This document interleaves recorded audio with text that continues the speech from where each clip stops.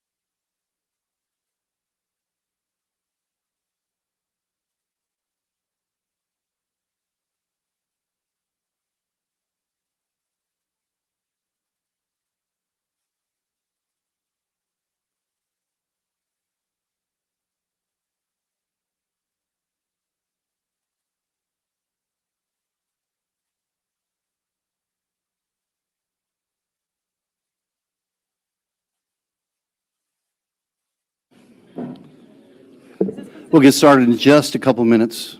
I think there's still some people rolling in. Is this considered a special meeting? It's considered a...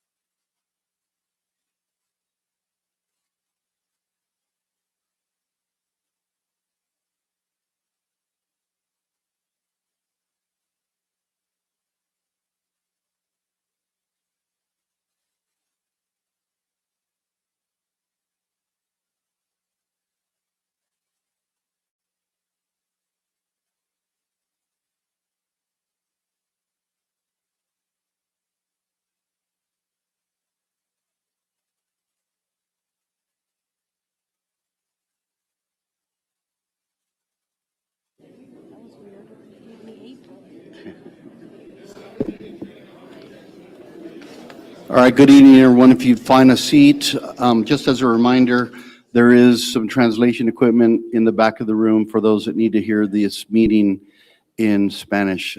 Si alguien necesita del equipo para oír esta cita en español, tenemos el equipo detrás del cuarto, nomás se arriman a esa mesa detrás de ese cuarto.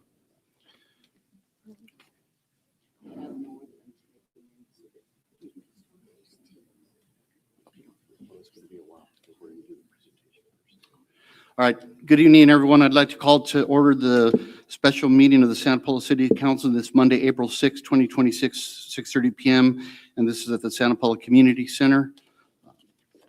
If everybody, if you're able to stand, please stand for the flag salute. And Councilmember Cornejo, if you would lead us. Place your hand over your heart and join me. I pledge allegiance to the flag of the United States of America and to the republic for which it stands, one nation, under God, indivisible, with liberty and justice for all.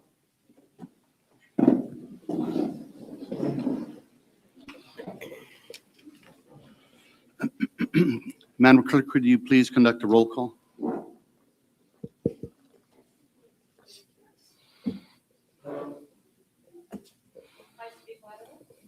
Testing, testing. That's okay. I'm here, it's on. Testing.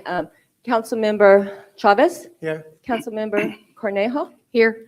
Councilmember Ornelas? Here. Vice Mayor Crosswhite? Here. and Mayor Juarez. Here. All present. Thank you. Thank you. Our attorney, Monica Castillo, would you please provide if there is a closed session report?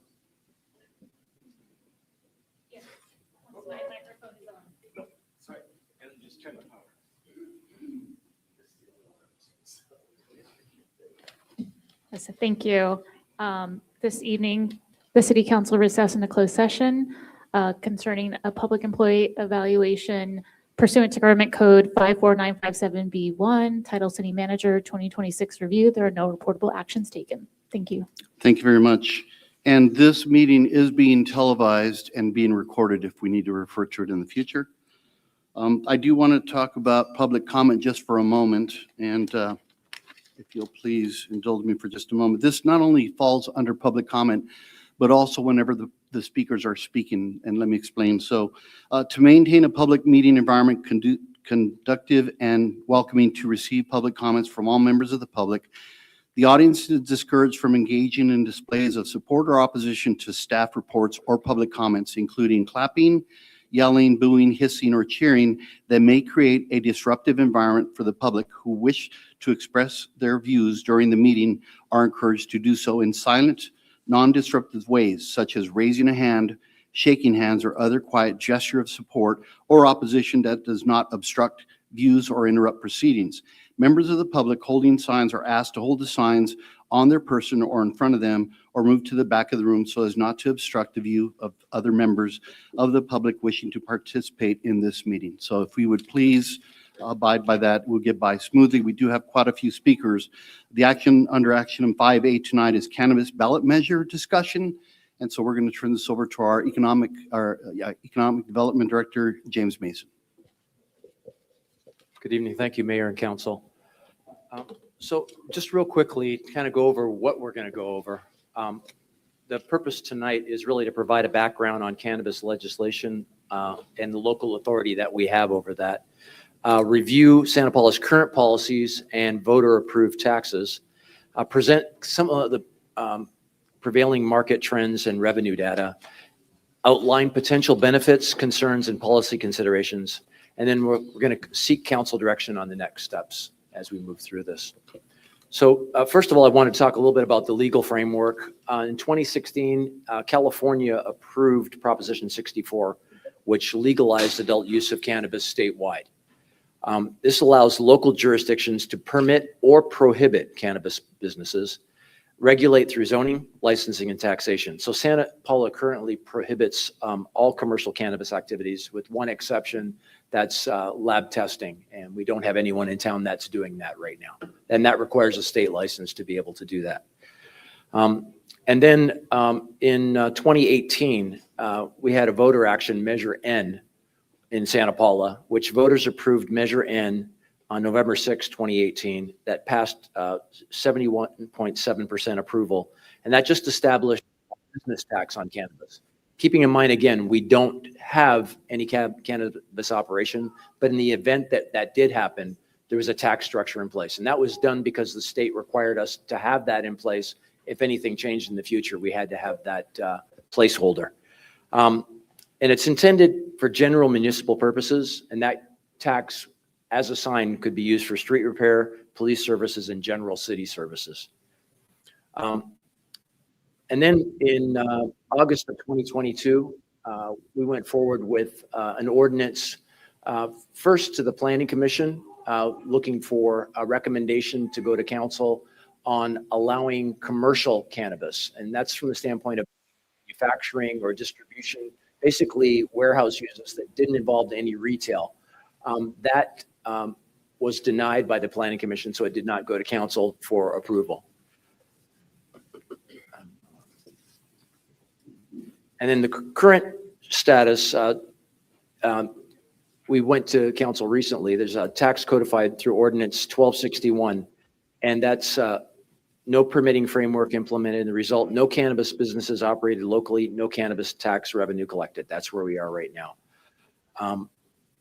The regional one thing I did want to mention, we were required by the state to allow for the distribution, and that would be delivery of medical cannabis. That is allowed statewide and across city boundaries. So anyone who wanted to order medical cannabis, that can be delivered, and we don't have any legislation over that or any enforcement of that.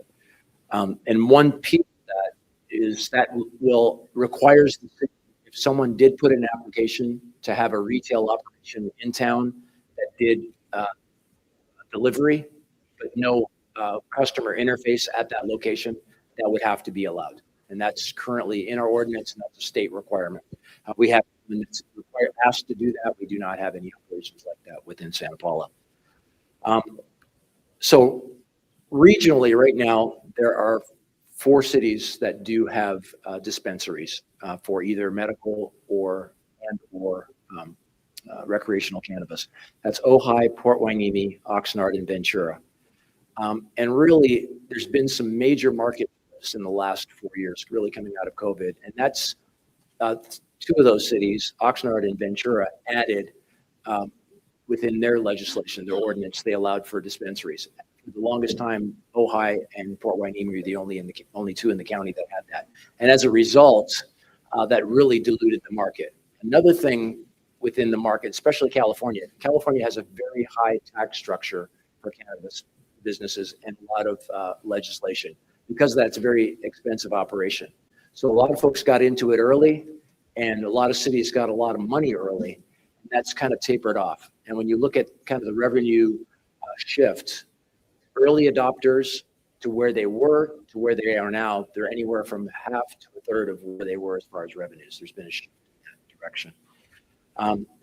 To give you an example, Port Hueneme, kind of out of the gate, was around $1 million.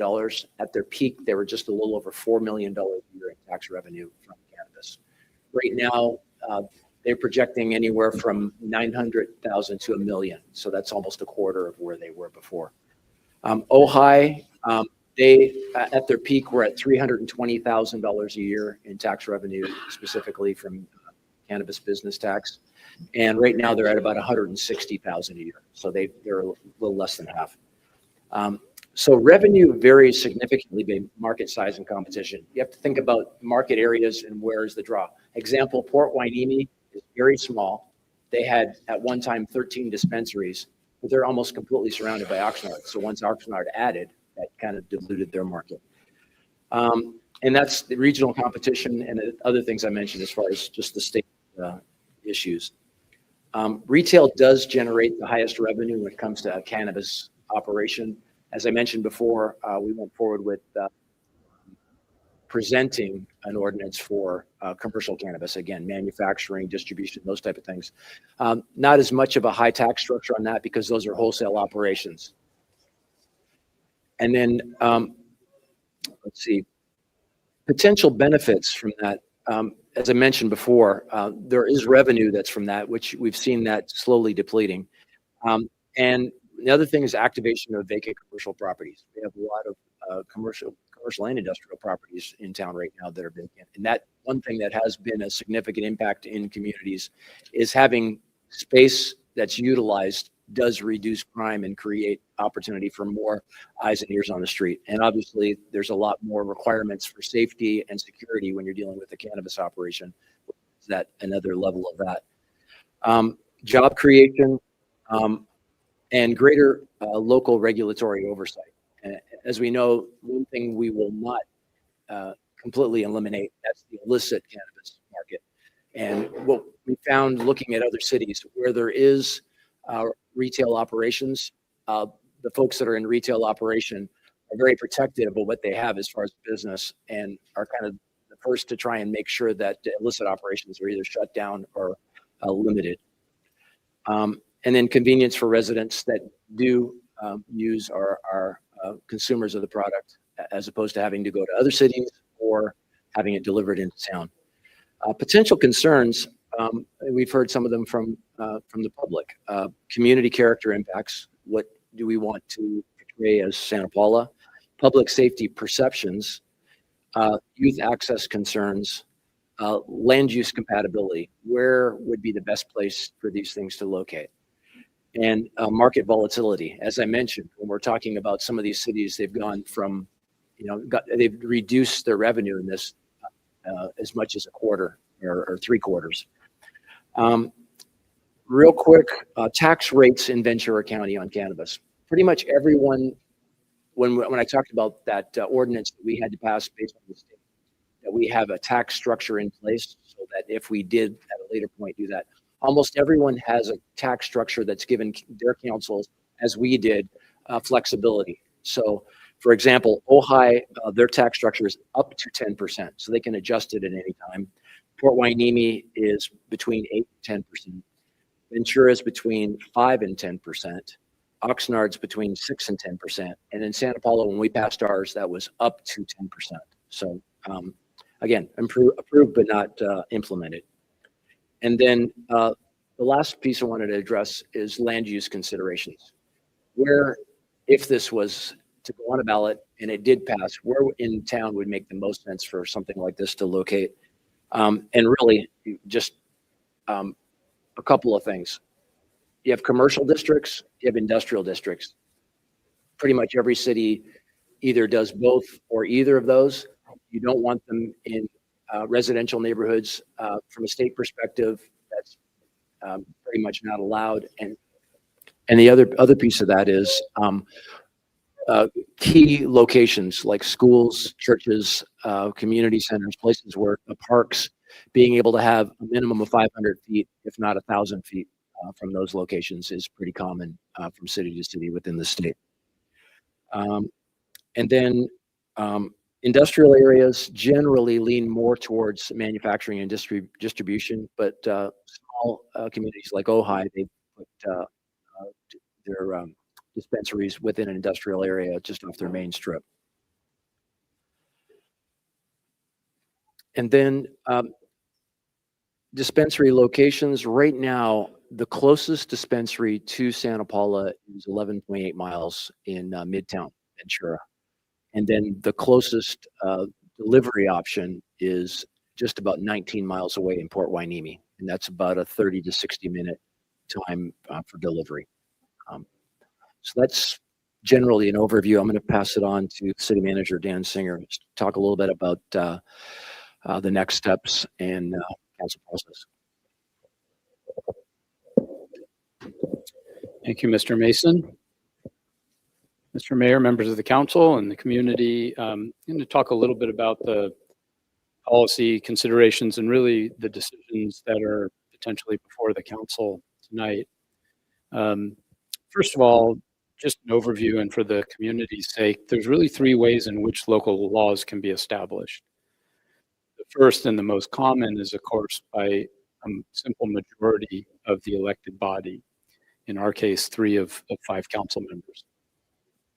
But a second option is a citizen initiative, usually a petition that is signed by at least 10% of the voters that can place something then on a subsequent ballot. And finally, if not by citizen petition, the city council can also choose to place a measure on a ballot, either a general election or a special election. Such was the case just a year and a half ago when the council decided to put Measure R, the tax measure, on the November ballot. So tonight, the standing committee, which was made up of Council Member Chavez and now Mayor Juarez, have been meeting multiple times over the course of years, but most notably over the last 6 or so months, have considered those different options and are really recommending tonight that the council as a whole take up the issue of whether or not to place a measure on the ballot this November. So a couple of things impacting that, and Mr. Mason went over a lot of the pros and cons and the things we hear from other communities. We've held meetings with some of our neighboring cities to learn about their experiences. And we've also looked at crime data and speaking both with the chief of police in Port Hueneme, as well as looking online at available data. So we've done some basic research on that. And as Mr. Mason was suggesting, generally, when communities have legalized dispensaries, crime is either neutral to even being slightly positive. In some cases, significantly positive, but generally speaking, it's been kind of neutral to positive. You may hear from community members that these dispensaries attract crime, but they're required by state law to have security systems, to have an actual security operator. And obviously it's in their interest to protect their investment. And as Mr. Mason pointed out, what we've learned from other communities is that those dispensaries will be the first to kind of rat out, if you will, any illicit behaviors that they observe. So that can have a kind of a positive ripple effect. So there's really three recommendations that we're making with council tonight. And after you hear from the public and ask your questions, we're happy to respond to questions that you might have. The first option is a fairly in-depth and informed option. Now I'm going to go over these three options in reverse of what your staff report says. And the reason I'm presenting it in reverse order is because from staff's perspective, it would be most desirable, and I think from the subcommittee's perspective, to really fully engage the public. To do that and to really get the technical experience and expertise that we need, we're suggesting that the council, if you're inclined to place this on the ballot, do so in a really informed way. And that could involve public opinion, a public opinion survey. It would involve community outreach, the hiring of a consultant who's been through this process numerous times before, and I've included a proposal in your agenda packet. Some help with discussing the tax structure. As Mr. Mason has pointed out, we have a lot of flexibility, but there's also trends that we want to be sensitive to. And then, of course, working with BBK and legal experts in the actual crafting of a measure and understanding the election process if the council were to put something on the ballot. If we were to take this more extensive approach, the greatest consideration is it would be the most community focused. It would provide us with the opportunity to really garner public input, especially with the community survey, because that would be done by your your registered voters that are most likely to vote in a general election. And from that information, I think we can make a much more informed decision so that council's presented with feedback from the community. This approach, though, also costs the most. It takes the most amount of time and probably is going to run in the neighborhood of about $90,000 when said and done, which includes the ballot measure and the cost of that, the legal expenses of writing that measure, the consultant helping with the process, the tax analytics, as well as the community survey. So the downside is it's the most expensive option, but it's also the most thorough and most informed.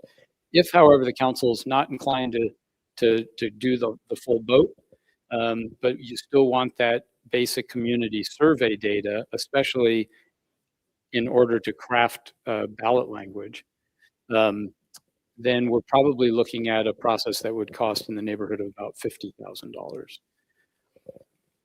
That's not the only option. If council were inclined to put this on the ballot, but you didn't want to spend much time or effort, you just simply wanted to have our legal counsel put something together that we think represents the city well, the council would consider that in June of this year, place it on the ballot for November.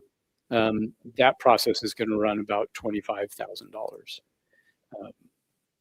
So it's not free no matter what we do, but there's obviously tiers involved with how in-depth we get, either with the basic approach or the more expensive approach or anything in between.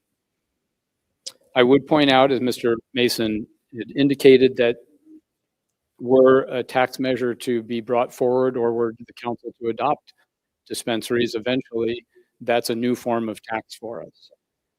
We estimate that that's probably around the $300,000 to $600,000 range based on the performance of others in our region.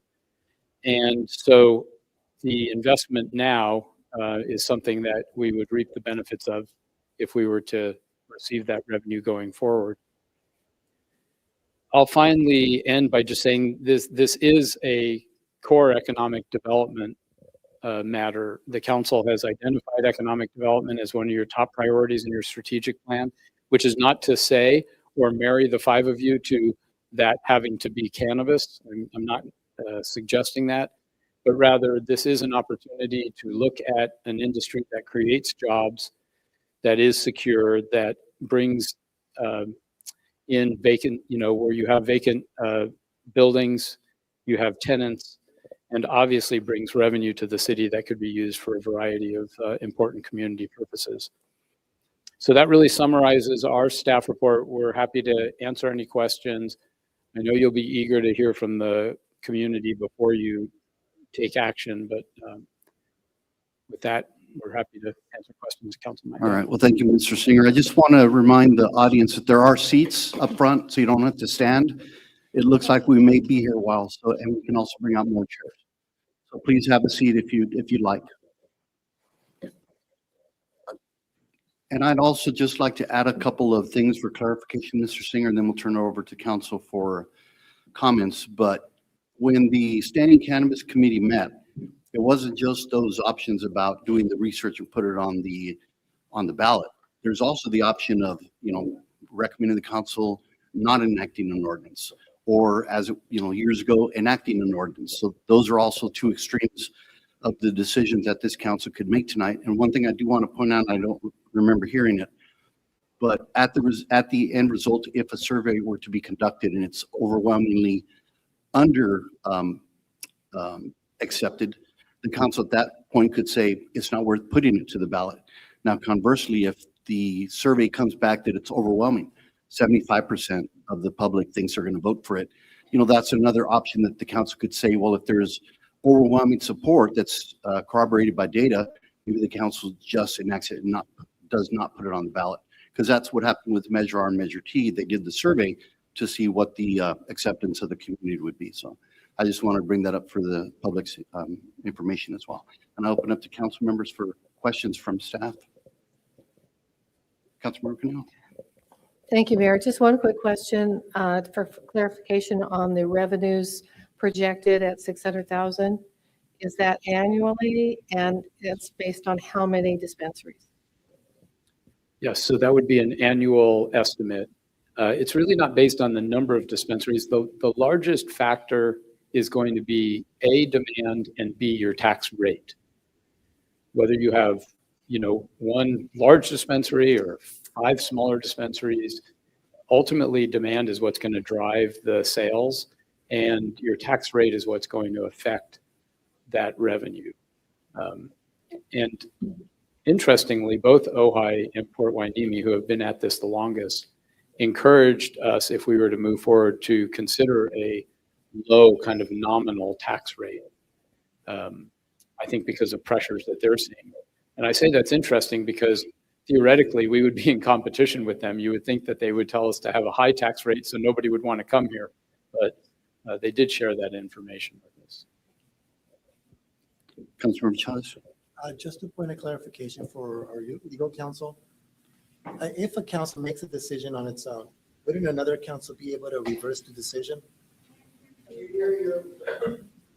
Can you explain a little bit regarding council decisions? So let's say a council made a decision to just move forward with these options. Could another council come back and reverse it? If this is a ballot measure and it's approved by the voters, then it must be repealed by the voters. However, if the text of what is ultimately adopted in that measure gives council in the future the ability to repeal, and that's also something for the voters to decide, then it's possible for a future council to repeal whatever comes forward. But a more stable position would be that the voters ultimately cement that. versus a council that changes per elections?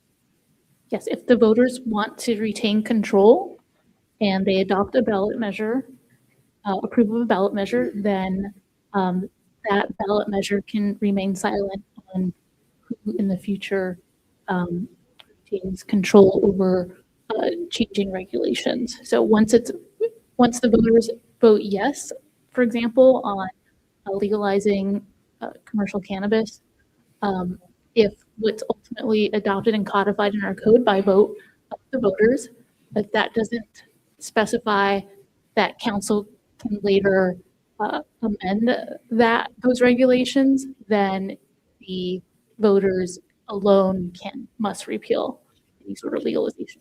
Thank you for clarification. Thank you, Councilmember Chavez.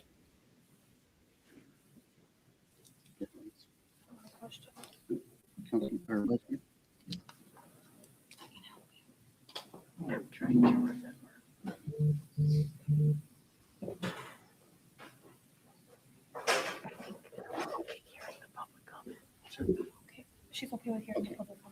Okay, so at this point, we're going to go ahead and we don't have any more comments from council at this time. We may have later, but we do have 37 speaker cards, and in some council meetings, the chair might choose to lower the time, but in the interest of the topic that is such importance to the community, we're going to allow 3 minutes per speaker.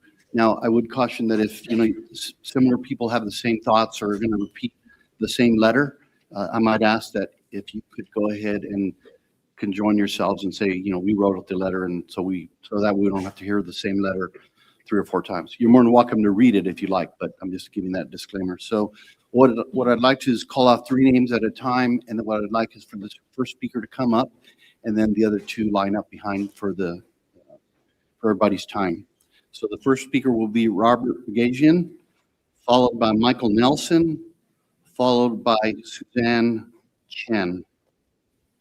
And do we have the time, Madam Clerk? Very good, thank you. Good evening, sir.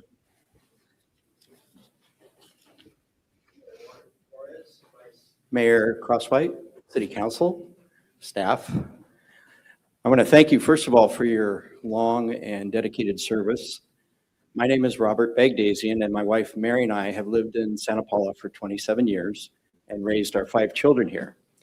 Some of you on the council and city staff will recall that 7 years ago, a group of residents we call Safeguard Santa Paula and over 1,100 petition signers had concerns that the city council would vote then to lift the ban on marijuana retail stores. Fortunately, 2 of you on the 2019 council here tonight and the whole council voted 4-1 to keep the ban in place, supporting the health and safety of Santa Paula and our youth.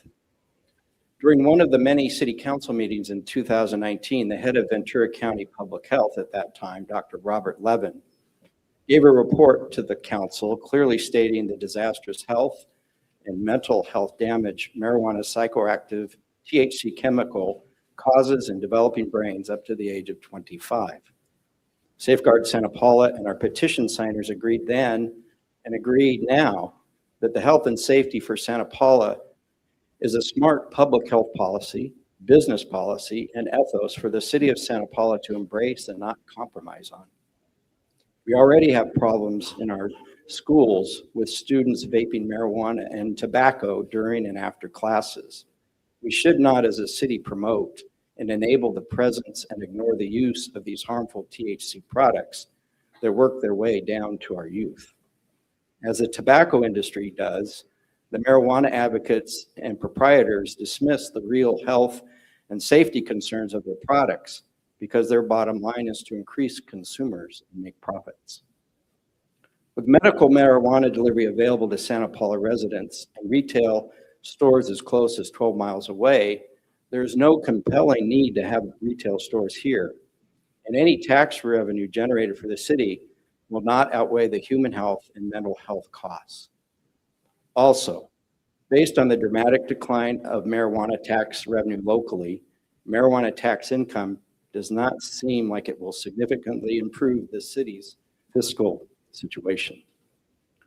Over a few days, we recently collected over 1,400 signatures from Santa Paula parents, grandparents, and young adults, many of them here today. And you can see the list of the names on our poster there. And they signed this petition in support of the ban on marijuana retail stores and ask you not to approve and promote a costly ballot process to lift the ban. We will present to each of you a binder that has the names and current information that we hope you will consider. Thank you very much for your consideration.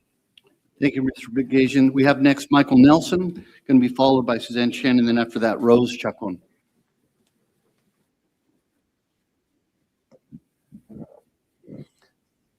Mr. Mayor and members of the council, my name is Mike Nelson. I've been here in Santa Paula for the past 25 years, and I'm asking the city council to uphold the ban on marijuana stores in Santa Paula, and for good reasons. This ban protects our youth from the known negative impacts on teens from retail marijuana stores.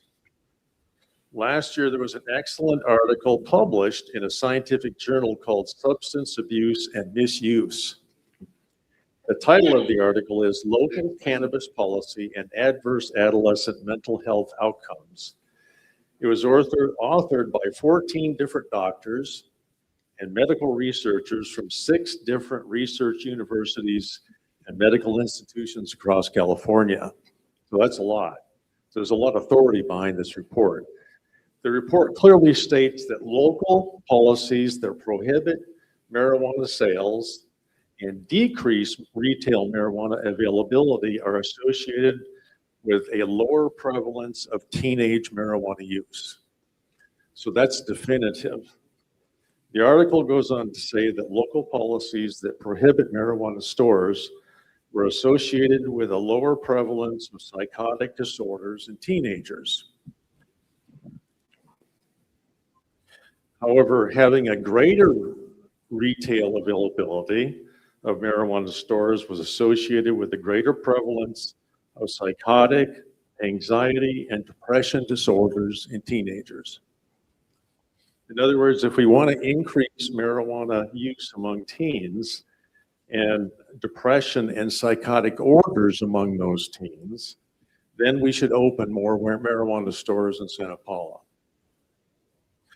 However, I know that the city council does not favor that and will vote to uphold the ban on marijuana stores in Santa Paula.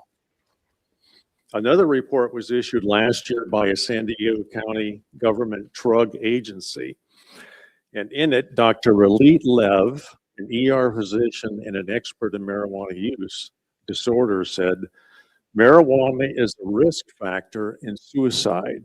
She said that in 2023, 38% of suicides of those 25 and under had THC from marijuana in their systems at the time of death. In the same report, Dr. Natalie Louds is a pediatrician from the Rady Children's Hospital in San Diego. She said the fastest growing group of new users of marijuana is 11 to 13-year-old females, exactly what we don't want. She believes that this is due to marketing by marijuana sellers. No, my time up? Okay, thank you. Thank you.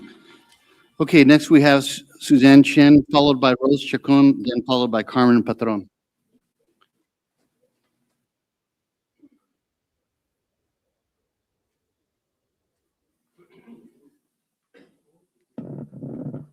Good evening. Suzanne Chin here, Santa Paula resident. I'm concerned that the council will be swayed by promises of increased revenue and donations for projects and campaigns and pave the way to lift the ban on having marijuana retail in our city. I have researched on how dispensaries or retail are allowed to exist, extolling the recreational use of marijuana as beneficial to a city's population. Well, the staff report fails me in 2 things. The lack of sufficient financial argumentation on why it would be worthwhile to even consider this item to go forward on November's ballot. You have presented a downward trend of retail store sales from surrounding communities that have adopted them, but now there is a push to spend the money of up to 90,000 hiring a seemingly pro-retail consultant without public opinion. Then and only then will a financial study become available.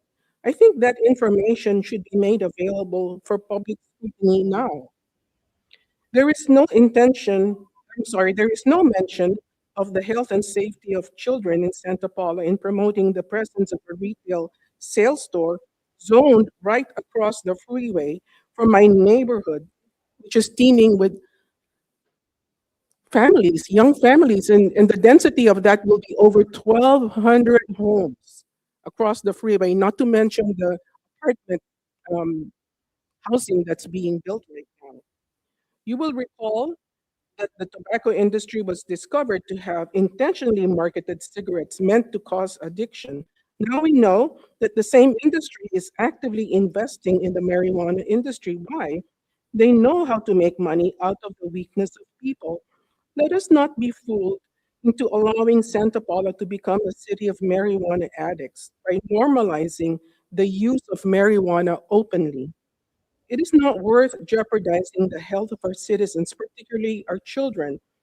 I oppose spending any money on this issue. The November ballot is a time to recognize leaders who truly care about Santa Paula, and this is one issue that will make a mark. Thank you. Rose Chacon. Thank you very much, Ms. Chen. Next, we have Rose Chacon, followed by Carmen Patron, followed by Bob Miller.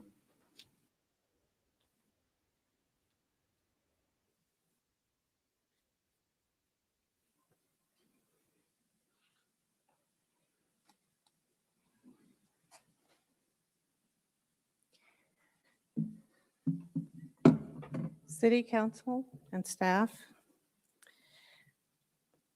I am here as a mother, not any particular group, but as a mother of children that have grown up in this city.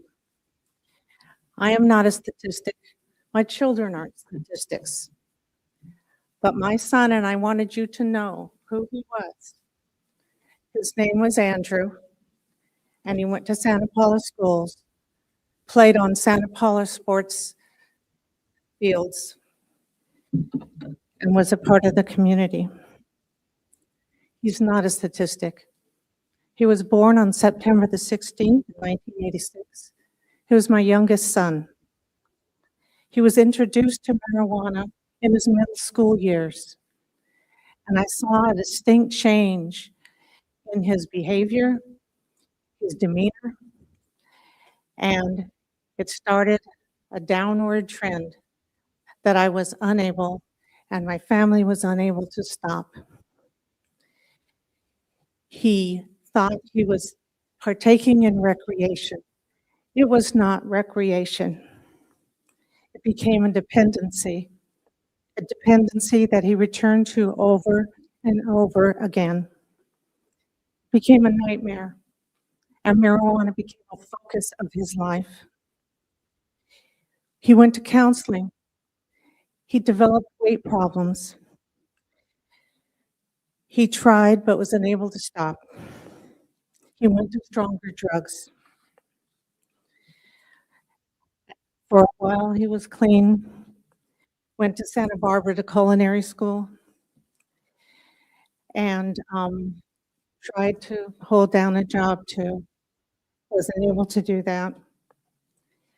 And backed up into a corner and not wanting to disappoint us, he started selling. And my goodness, he didn't realize how much money he could make. Unfortunately, he wasn't very good at it, and he was caught and arrested. Went to his first rehab, went to meetings, tried to change, tried to turn around. But he also started developing psychotic behavior. Back to rehab again, then to a halfway house. had a meltdown. We were in Colorado at the time. We had a home there that we spent the summers at. And he came to join us. Is that it?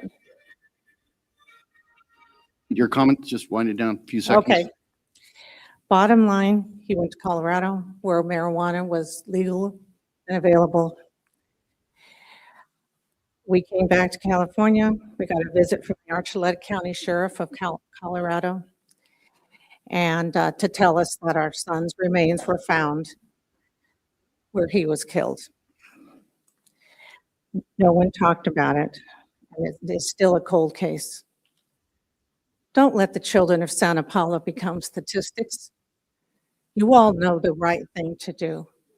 Please do it. We have Carmen Patron, followed by Bob Miller, and then Ricardo Soto.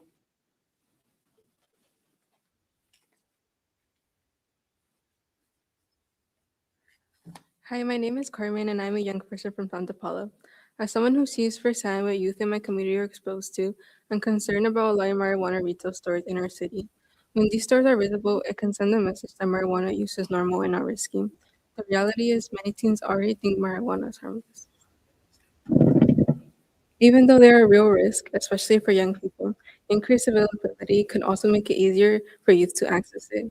Retail stores also mean more advertising, which increases exposure and can influence how young people view marijuana.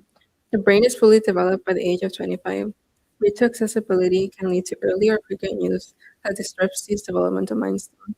I ask that you please consider the impact on youth as you make your decision. Thank you for your time. All right, that was Carmen Patron, followed by, and now we're going to have Bob Miller, followed by Ricardo Soto, and then Rafaela Resendez.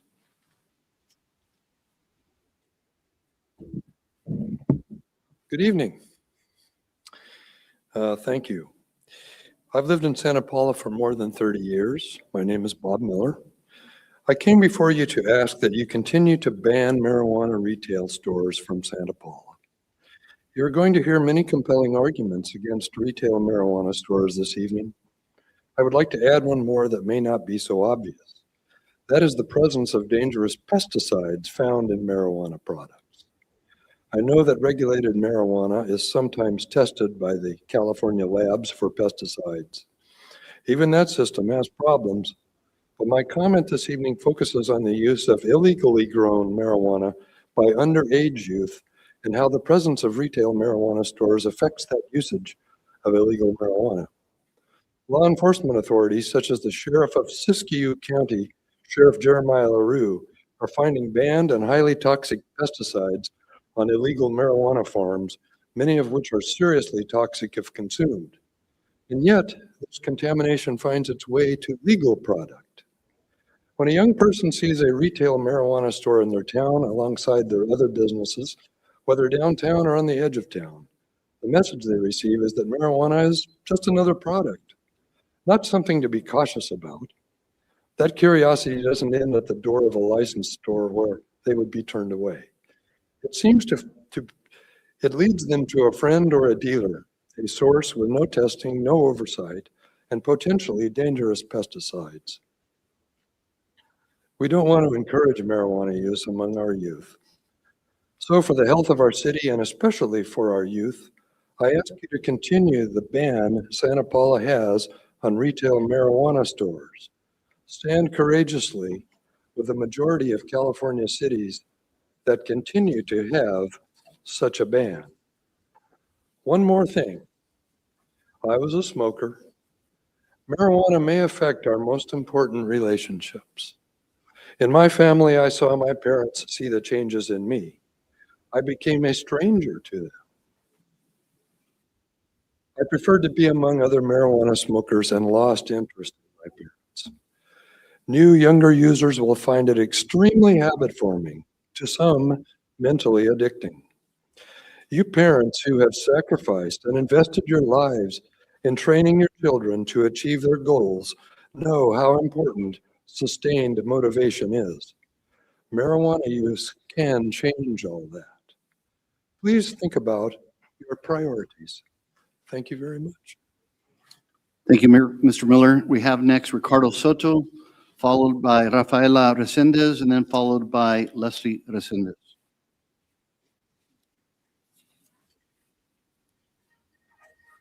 Buenas tardes, Consejo.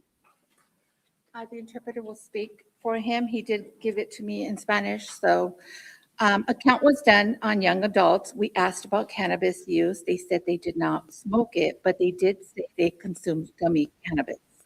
We asked why. They said because it was popular amongst young people, and it has been seen in the internet as well. Their own friends would challenge them to be popular with their friends, and so they could be popular with their friends and be accepted, as in the in crowd. We need to not accept the cannabis retails in the area. If it took this long to protect the people from secondhand smoke, how much longer will it take to protect the communities from the damage of cannabis use? Public health is helping us with technical assistance of Ventura County.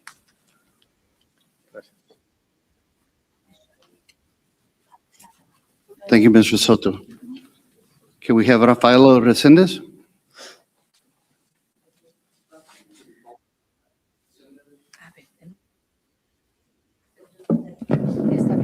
Okay. ¿Quiere hablar en inglés o quiere que nomás lea esto? Digo, ¿quiere hablar en español o quiere que nomás En lea? español, si quiere, yo lo puedo decir. Sí. Buenas noches, miembros del Consejo.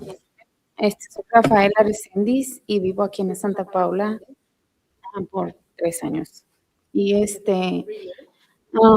estuvimos colectando firmas de gente que no quería marihuana, tiendas de cannabis aquí en Santa Paula. Juntamos 182 firmas. Tuvimos muchos comentarios acerca de la preocupación de los padres y de la comunidad. Hay personas que ellos no fuman marihuana, pero se meten en problemas porque el vecino fuma marihuana, entonces ellos salen positivo en marihuana.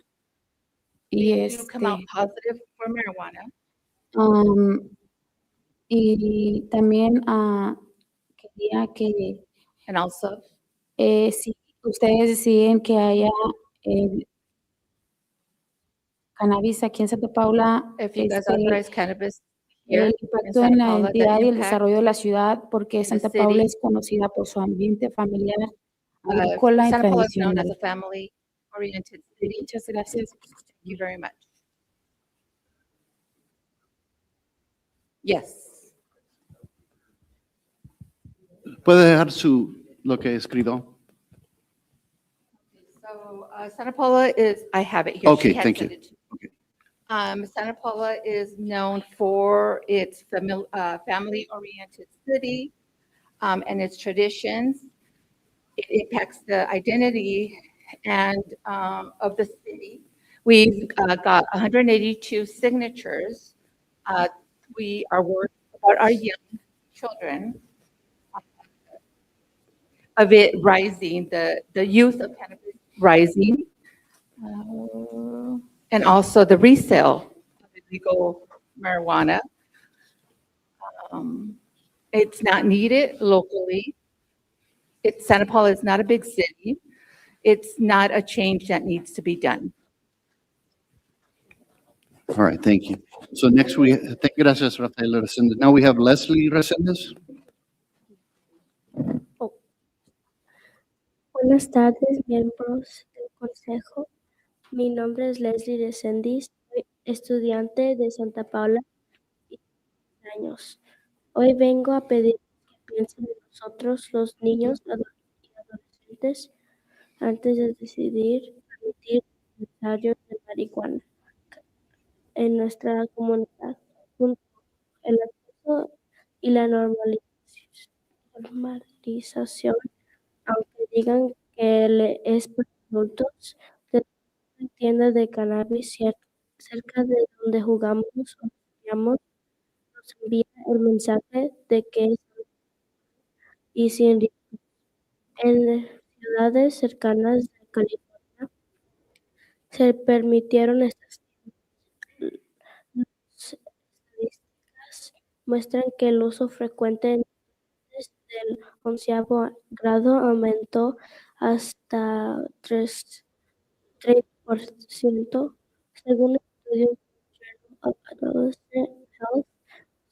Cuando algo se vuelve común en las calles, se vuelve común en las escuelas. Ustedes están decidiendo el negocio de hoy, pero nosotros vamos a vivir con las consecuencias mañana. Por favor, mantengan consecuencias.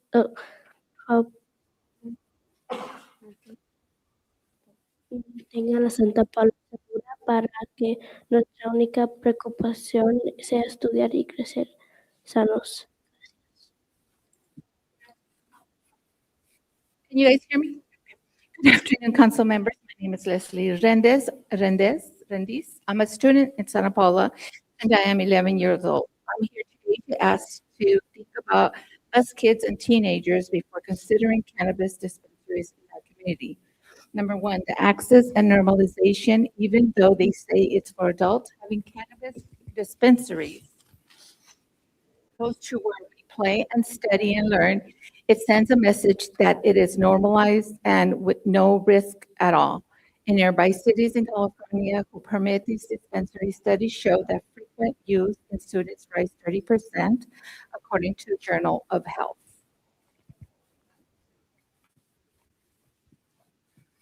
Aquí tengo más hojas con más información sobre los efectos y todo lo que puede dañar a las personas mayores, niños y todos. Traigo más información, los voy a dejar en la mesa de enfrente para que guste tomar una hoja. I have more information on these pages here. I'm going to leave them at the table on the side there that lists more information about the dangers of marijuana use. Thank you. Gracias, señor Soto. Okay, thank you. Let's see if it's in this. Okay, we're going to move on to Team Beecher, followed by Greg Beecher, and then followed by Brittany Butts.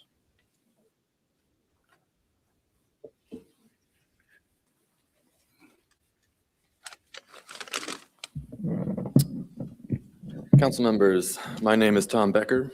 I was born and raised in Santa Paula, and I've lived here 29 of my 30 years.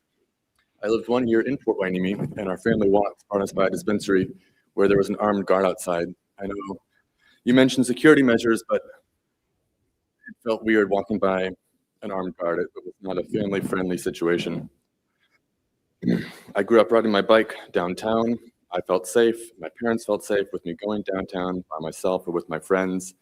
500 feet from schools and churches is one thing, but kids in Santa Paula are all over the place, bikes, skateboards, scooters. 500 feet doesn't really cut it. I first experienced addicted drug users when working at Blanchard Community Library, and clients, usually homeless clients, would come in. It was sobering to see the impact on their lives.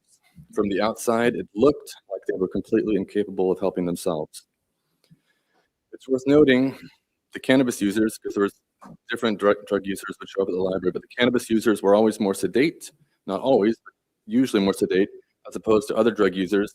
But this very sedateness is what concerns me. As the father of 3 young boys, I want them as little exposed to marijuana as possible. I believe, and most others would agree, that exposure to alcohol and tobacco does not help young people. Similarly, I do not want my boys exposed to addictive substances like marijuana that will impact their future success and their contributions to their community, Santa Paula. My boys will not need a substance to succeed in life, and this particular substance definitely will not help them. While I have known a few successful people to use marijuana, I'm aware of many others whose ambition and success in life has been gravely impacted by early addiction to the drug. Cannabis use exposes our children, whom it is our duty to guide, to a route that frustrates personal drive, invites the abuse of other substances, and changes the social landscape of our town, armed guards, etc.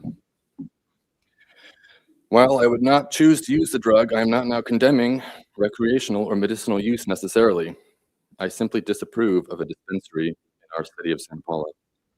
If any of you here in the audience or on the council have kids or grandkids growing up in this beautiful city right now, do you want to give them one more hard decision to make in their young, impressionable lives? Is it ridiculous to ask this one question?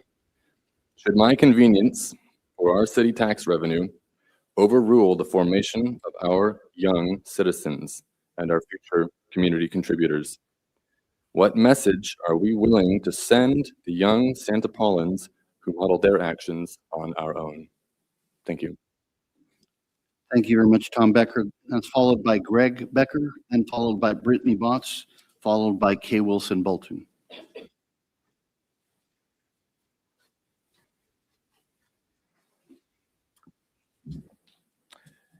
Thank you, Mayor Juarez and council members. My name is Greg Becker. I've lived and worked in Santa Paula for more than 30 years. Over those 30 years, I've seen the city council and the citizens of our community work hard to promote Santa Paula as a city that is a place that is attractive for families, businesses, and industry. And we want to attract new families, new businesses, and new industry to our town in order to keep our town thriving. That's why I find it somewhat surprising that the city council is considering bringing retail marijuana stores to Santa Paula. The California Department of Cannabis Control reports that more than half of the California cities do not allow any retail marijuana businesses. If I were a business owner and were looking for a new community where to locate my growing business, I would not look favorably on a city that allowed retail marijuana stores. I would look at the California cities that prohibit such retail stores. Similarly, if I were moving my family to California now, I would not look favorably on a city that allowed retail marijuana stores when so many other cities in the state don't allow retail marijuana stores. So I recommend, if the city council really wants to position Santa Paula as a city that is an attractive place for new businesses and new families, that you remain with the majority of California cities that ban retail marijuana stores. Thank you. Thank you very much, Mr. Becker. We now have Brittany Botts, followed by Kay Wilson Bolton, then will be followed by Jan Becker. Good evening, City Council Mayor. My name is Brittany Botts. I am a fifth generation Santa Paulan. I've lived here for 37 years. My son is sixth generation. I am extremely active in this community. I spend the majority of my personal time volunteering, boots on the ground. So to say I love this town is an understatement.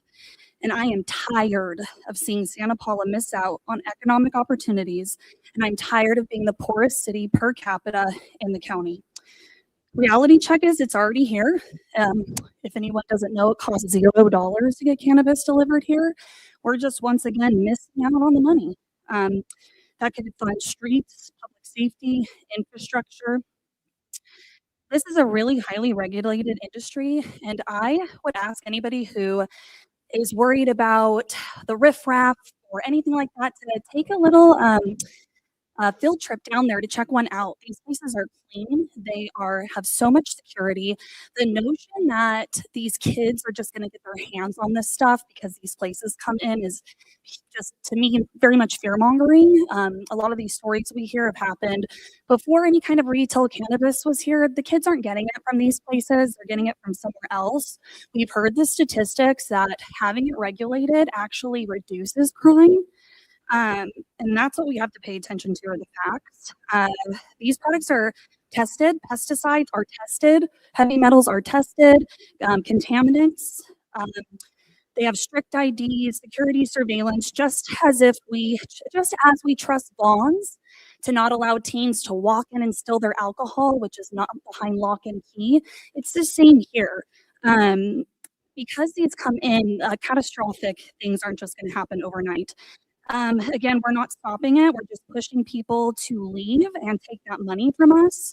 When you think about Port Hueneme having multiple in the competition, what Santa Paula would get is Fillmore. We get a lot of Fillmore business coming this way. Again, Santa Paula. We are in such a crucial time in this city where we're about to lose our hospital. And I can't even fathom that, not having a hospital. And to walk away from potentially $600,000 in annual revenue is wild to me. Besides the streets, biggest things I hear people talk about in the city are not having a big box store and losing our hospital. If we don't move with the times, we're never going to have that happen for us. And we've seen that time and time again. Again, we're poorer than Fillmore. I personally have a child with type 1 diabetes. It's a 24/7, 365 condition that requires constant monitoring. About a month ago, my son's insulin pump malfunctioned during the night, and he had to go to the hospital because he was so sick. I couldn't imagine waiting for an ambulance to take me to another city to get help, let alone drive there. So we're just at such a crucial time that we cannot turn away from revenue like this, especially when we all have common sense and know that it is regulated and it's accountable and it's legal. Thank you. Thank you, Brittany Botts. Next, we have Kay Wilson Bolton, who will be followed by Jan Becker and then Al Galeen. Evening, members of the council, President, city staff. My name is Kay Wilson Bolton. I'm a former mayor, a 50-year resident, and I'm the volunteer director of the Harvard Navigation Center for Families Experiencing Homelessness. Please do not bring recreational retail cannabis sales into Santa Paula. Please place priority on the views of the people who live here. And please remember that none of the opposition addresses medical marijuana. When you voted unanimously to keep our police department and not contract with the Ventura County Sheriff, you did not consider a survey or a ballot measure. We elected you to lead, and we ask you to do the same now. You have enough knowledge based on the research of city staff to make a decision. Since you're investing $200,000 a year in the lives of people at Harvard Navigation Center, any effort to make addictive substances more available here is counter to our mission of ending and preventing homelessness. Many of the guests at Harvard are experiencing addiction. In a recent poll at our weekly house meeting, all but one who is struggling admitted they started with marijuana. They liked the high so much that they moved up to something stronger for a more potent experience. Those of you who are loved and respected by youth need to consider your position on this matter and the influence your decision will have on it. This isn't about legislating morality. This is about public health and safety. Almost everyone has some tie to a person on the streets, to mental illness, and to substance abuse, whether it's drugs or alcohol. That alone should motivate you to intercept revenue-generating businesses that would distract us from making our city better. Aside from all the experiences I've had at Harvard, Howard, Bolton, and I had our own.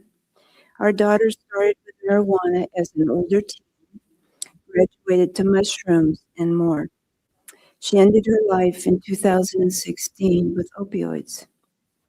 As you know, we will exhaust the income from development soon, and we need to plan for that day. I implore you to stay focused on good businesses that will bring sales tax dollars into the community. Thank you. Wilson, we now have Jan Becker, who will be followed by Al Galeen, followed by John Q. Mastiller. Hello, I am Jan Becker. I've lived here for more than 30 years, and some of you have seen me here before with the last time we were talking about cannabis. I have been one of the citizens who's been attending the standing cannabis meetings when I could, and I was so encouraged at the January meeting when Mr. Singer and Mr. Mason both made presentations about how cannabis is doing in Ventura County, and it's crummy. It's not doing so well. Mr. Mason reported that the income port Hueneme, we've talked about this, went from 4 million at its height down to less than 1 million at this point. Many of the city's cannabis businesses are failing or closing because there's not as much demand, which you also pointed out to us. The funny thing was, I left that meeting and I thought, whew, I think we don't have to fight this anymore because it's so obvious it's not a great idea anymore. But then just within a month or so, at a meeting where I wasn't present, all of a sudden someone came and said, no, they're really pushing this. They want this. They want to get it on the ballot. What's the fire? Why haven't we been talking about this in a way that it sounded like it was something serious going forward? I feel like this has been slipped in a disingenuous fashion. Even to the point of knowing where this meeting was going to be held. For a couple of weeks, we've known it was not going to be held at the regular first meeting, meeting on the 1st. It's going to be on the 6th. Where's it going to be? Is it going to be at the community center or City Hall? Did it take until by Thursday of last week to know where it was going to be so that we could let our supporters know? I have a funny feeling that there's a real driving force to push this through. And Mr. Singer, you sort of alluded to that too, that it seems like there's a push to push this through. Also at that same meeting, you talked about the different things we could do besides a ballot measure. And the cost at that point, you talked about being 100,000 today, and they were estimates, at 100,000 today, you're talking 90, 80,000 down to 50,000, 40,000 down to 25,000. So they're estimates, I guess. We don't know exactly what they will be. But you did say the most expensive thing was what you would recommend, and advised against the prudence of going with the least expensive route, which would open the city up to other problems, presumably, perhaps not the least of which would entail lawsuits. I mean, I'm not really sure. I really left with great hope in my heart from that meeting, which I don't have so much anymore. I too am a mother and a grandmother. I've raised my children here, and my children are raising their children here, several of them. Our children deserve to have us protect them from the harmful effects. Thank you. To protect them from the harmful effects that easy access to marijuana would have on their health, their safety, their mental health, their overall well-being. No amount of money that retail marijuana stores might bring in is worth the cost of sacrificing our children's best interests. One last thing, has there been any cost-benefit analysis? How do we know this is going to make us money? We're talking about maybe funding a couple of police officers. We'll need more probably, because there's certainly plenty of articles to talk about. Crime does tend to follow. Those are my questions. Thank you for letting me have a few extra moments. Thank you, Jan Becker. Just for clarity, Ms. Becker had been to a couple of the cannabis meetings, and the one you were not at, there was actually a discussion about a reverse timeline if this were to go to the ballot. That might be why this is contemporaneous to that timeline. So, all right, thank you. So that was Jan Becker. We have Al Galeen, it's going to be followed by John Q. Masteller, followed by Joseph Bierhalter. Mr. Mayor, members of the council, thank you for the opportunity to speak to you. This evening, I come to you on behalf of the Santa Paula Ministerial Association and as a concerned grandfather with 7 grandchildren in our local school district. As I understand it, cannabis has its pluses and minuses, but the harm it can cause is well documented by addiction in the criminal system. I understand there is also some medical attributes, but our medical system allows for dangerous drugs to be prescribed and can be delivered to one's home. Then there is the unlawful availability of drugs. As I understand it, the use of illegal and harmful drugs is a common occurrence in our schools. This should be a concern to all parents, and especially to the leadership of the schools in the city. Anything that can be done to protect the young lives is grave and a moral responsibility of elected officials. Help us to guard them from tragic temptation. Don't give them and send them down a dead-end road. The main function of government is the protection of its citizens, whether it be from fire, flood, crime, harmful drugs. In a small town like ours, our kids don't have a lot of places to go or things to do. That means that what we choose to bring in our community matters even more. If we don't provide a healthy outlet, then we cannot be surprised when harmful ones become more and more visible and tempting. And then there's the argument of sales in the market that will help local coffers. Just think of this notion. Can we put the lives in danger of our kids for a budget item on our balance sheet? On several occasions, I personally have worked to increase taxes to benefit our cities and am willing to do so again for the betterment of all. But the idea of allowing the sale of classified dangerous drugs being sold and supported by elected officials is a failure to protect citizens. Please keep that in mind. And so, on behalf of myself, my grandchildren, not to endanger their lives for a budget item on our city's annual budget. Thank you. Thank you, Mr. Gleen. We have next John Q. Mastoller, followed by Joseph Beerhalter, then followed by Victoria Carrillo. Thank you, Mr. Mayor, and members of the City Council, for giving me the opportunity to speak. I'd like to, before I give my remarks, I'd like to ask everybody in the audience who is in favor of keeping the ban on retail marijuana stores to please stand so the City Council can see who supports us. Thank you. My name is Quincy Mastoller. I've been a resident of Santa Paula since 1990. My wife Katie and I have raised our 4 children here. We have much love and affection for our neighbors and friends over the years. I've coached basketball and as a father and involved in all the daily activities of our young people growing up here.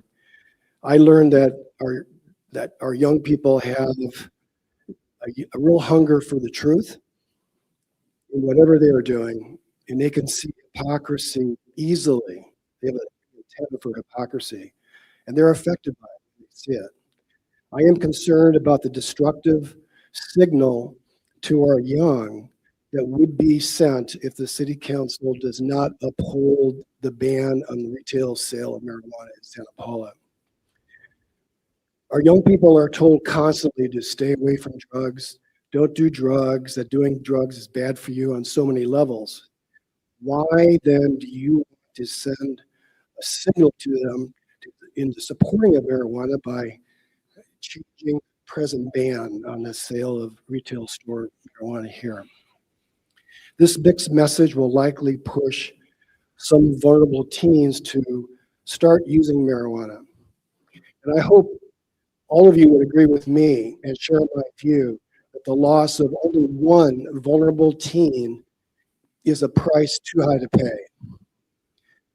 We've all been witness the last few days of the American F-15 that was shot down over Iraq, and how the American military spent numerous hours in manpower and assets to rescue that last pilot on Easter Sunday.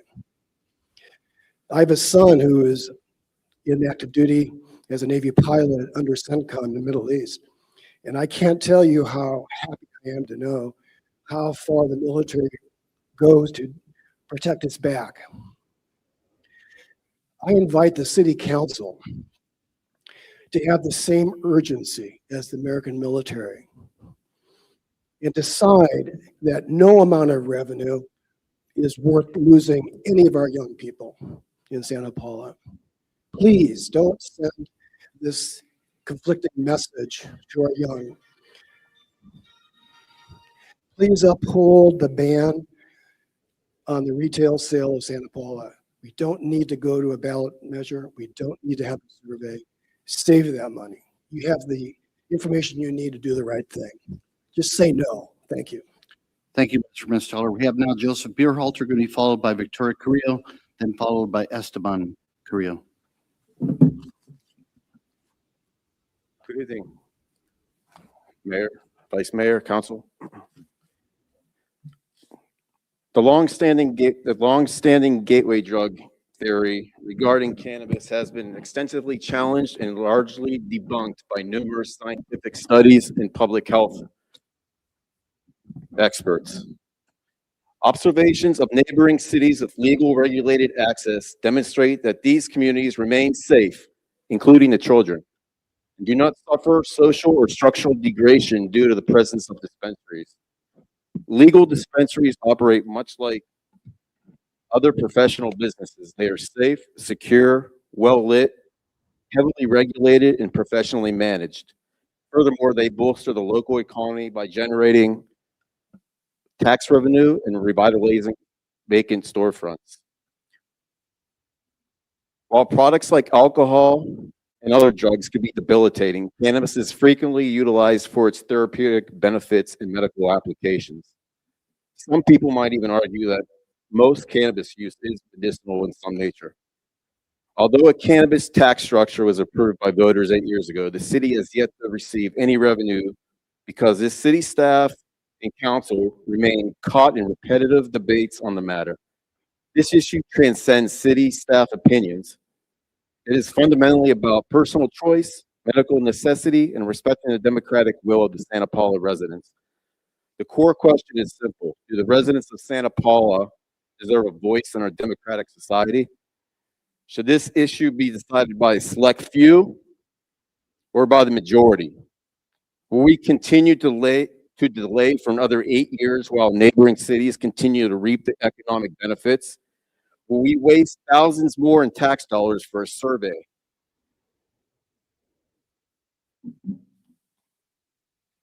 And since I had the time, I did want to complete, another resident did bring up Dr. Levin. And he was my boss when he was here for the county. And he did, and we all agree that use under 25 and under is not good for brain development, but he did wholeheartedly medicinal use. He did agree with medicinal use for people. And I also bring up the fact that this isn't just about money. It's just a business. And I don't understand why we have to keep, we have an economic development director that's not doing economic development. It's just a damn business, and everyone wants to make it like it's the devil, okay? Just one dispensary with a minimal amount of revenue could save Harvard Shelter, for example, because that seems to be a big issue every 2 years.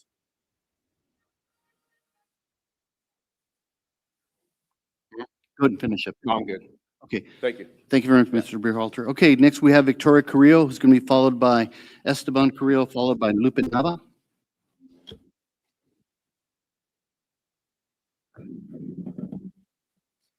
Good afternoon, everyone. My name is Victoria Carrillo, and I'm a sophomore at Santa Paula High School. I was born and have been growing up in this beautiful city for 15 years. I have a question. What if one decision you made today could affect your memory, mental health, and goals for years to come? For many teens, marijuana is a choice that quietly takes much more than it gives. According to school surveys in California, in the 7th grade, 3.6%, 8th grade, 7% have used marijuana, in 9th grade, 9.7%, 10th grade, around 16%, and in 12th grade, around 26% students were impacted by marijuana use.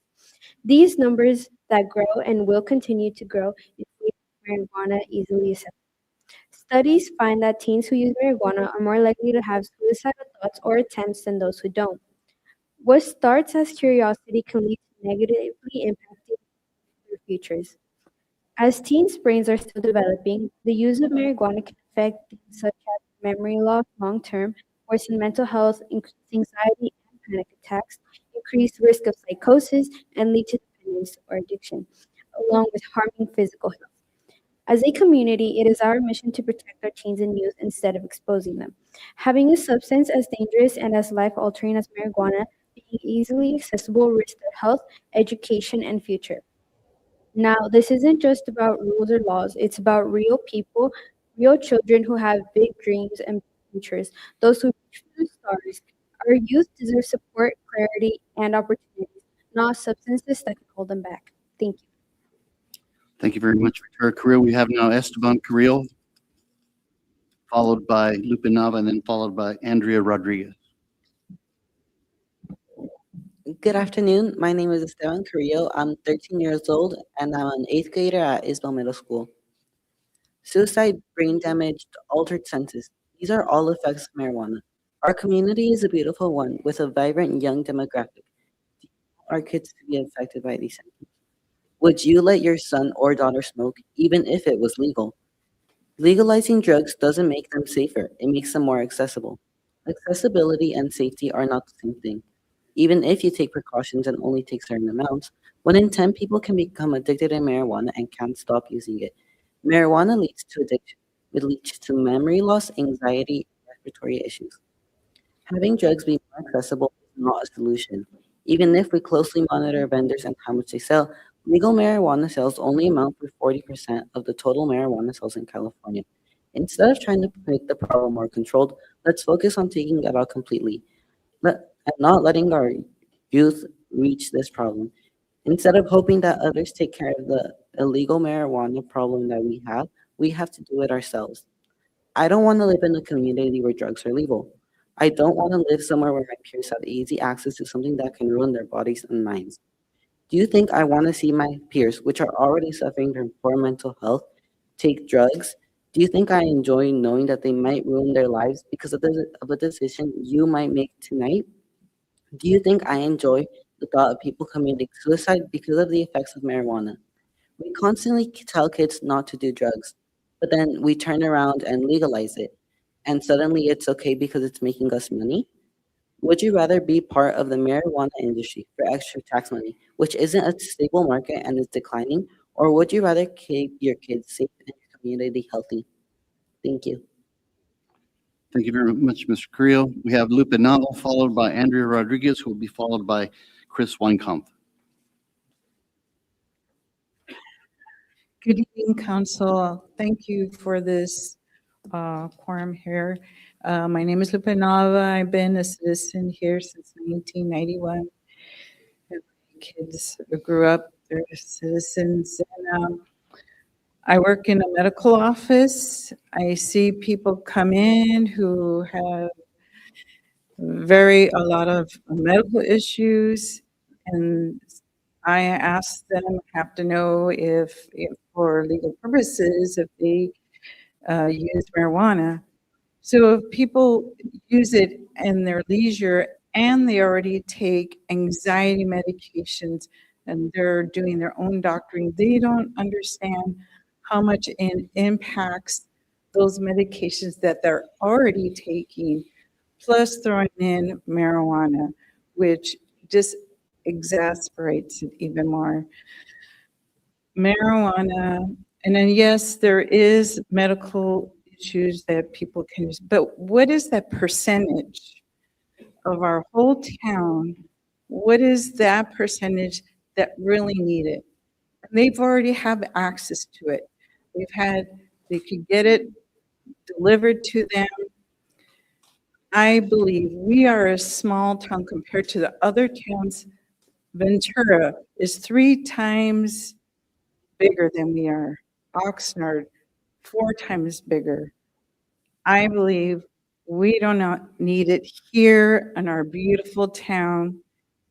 Please just listen to the citizens. Thank you.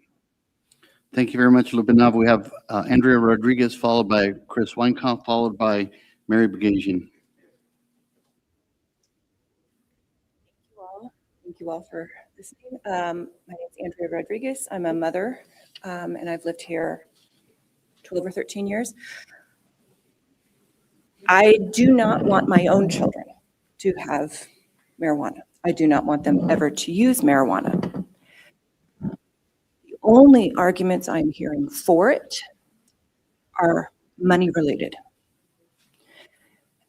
That is not worth it to me. The money is not worth it. Things that I do not want my children to have, I keep as far away from them as possible. I do not want them to have access to the TV in the middle of the night. I take the remote away with me. I do not want them to have a breakable glass when they are toddlers. I put it up high. I do not want them to have marijuana. I want it as far away as possible. As far as money, I offer the suggestion of a hotel. We don't have good hotels here that attract visitors.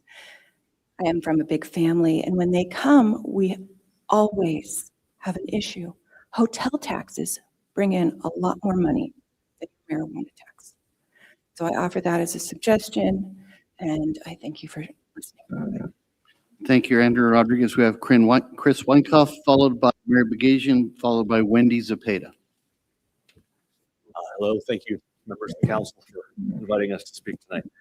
My wife couldn't make it to this meeting, but I recall that when this issue came up 7 years ago, she told a little story, which I'd like to try to reconstruct for you now if I can. The story was she was driving with her kids. I think she was in one of the neighboring cities, and they saw a car cut off another car. And our kids were shocked and horrified. And they said, that would never happen in Santa Paula. In Santa Paula, we look out for each other. And they were like 10, 12 years old, but that was their impression of our town, which they are lifelong proud residents. In Santa Paula, we take care of each other. Now, to tell you another story, about 2 years ago, our house was broken into. It happened on a Sunday in broad daylight, middle of the day, when we had taken our kids to the beach. The burglars swept in and out real fast, and they took a couple of wallets, they took the sets of car keys, anything that looked like it might contain something of value, including the cases that contained my wife's hearing aids and my disabled son's eyeglasses. My elderly mother, who was sleeping in the next room, thankfully was not harmed. But when the police came, they could tell right away what had happened. They said, this is the work of drug addicts. It happens here all the time. They break in, they break out real quickly. They're just trying to get a quick score to help meet their addiction, which is consuming them and destroying them. They said that's why there are bars on all the buildings anywhere around Main Street, because this is a real recurring issue in our town. Now, the next day we got notification that one of the smoke shops in town, someone had gone in there and tried to use our stolen credit cards fraudulently. And I, being having educated myself by watching TV police shows over the years, suggested to the officers, hey, why don't you go to the smoke shop? Maybe they have security footage. You can look at the security footage, find out who these people are, track them down. The officer, who was gracious and polite and wonderful, said thank you, but that wouldn't do any good. People in the smoke shops, they don't cooperate with the police. And I thought that was amazing to think. Now, these stores don't sell marijuana. They do sell paraphernalia. And it's clear that at least this store had a vested interest in enabling the addiction and enabling the addict's criminality. And that interest transcended their commitment to the public good. And that is the hidden cost of allowing the recreational drug industry to take root and thrive in our community, of putting the city's stamp of approval on this very destructive behavior. And now we have a very deep-pocketed industry, once again trying to move in our community. I'll be real quick, wrap it up. This industry says we don't have to worry because they are going to put armed guards in their shops. To use Mr. Singer's language, they're going to protect their investment. The rest of us, we're on our own. And that's not what I want in our town, because in Santa Paula, we take care of one another. Thank you. Remember my admonishment earlier, please. Okay, Chris Weinkoff, thank you.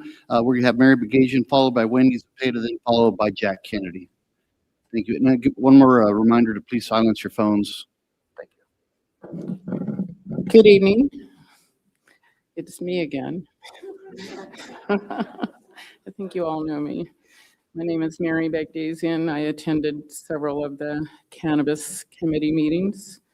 I want to ask you, what has changed from 7 years ago till now? The city council back then voted to maintain the ban on retail marijuana businesses. It was the right decision then, and it is the right decision now. We have drug abuse treatment programs here in Santa Paula. We need to help the people in those places of healing to succeed, and those in our community who are struggling with substance abuse. We want to build up and maintain a recovery supportive community. Bringing in marijuana stores will hurt those people who need our support. We need to support a healthier environment, not make it more difficult for those seeking to be clean. My nephew, I've mentioned about him before, is a former drug addict who started using alcohol and marijuana when he was 15 because of the trauma of losing his father at a young age. His abuse of alcohol and marijuana led him to addiction. He started at 15, led him to addiction to heavier drugs. He was a drug addict for more than half of his 34 years. Now he is against marijuana stores, especially in small towns, because those stores make it easier for young people to get marijuana. We need to support our young people like him who have experienced trauma in their lives, and I believe there are many in this community who have experienced trauma. And we need to build a healthier community, not by bringing in access to substances that will cause harm to our young people. On another note, many people move to and stay in Santa Paula because it's a small town, a quieter, friendlier place to live and where you can get to know your neighbors. They move here to get away from the crime and drugs in cities. They seek a quieter, slower pace of life. Let's keep our small towns safer by not allowing retail marijuana stores. Please maintain the ban on marijuana businesses. Thank you. Thank you, Mayor Begasian. We have Wendy Zepeda, followed by Jack Kennedy, then followed by Ruth Ann Nelson. Hi, council members. I'm a longtime resident of Santa Paula. I'm a child educator here. I appreciate your taking the time to listen. I do have to say I'm disappointed, kind of angered to be here because 7 years ago, Santa Paula citizens made it clear that we don't want pot stores in our city. And that's still true.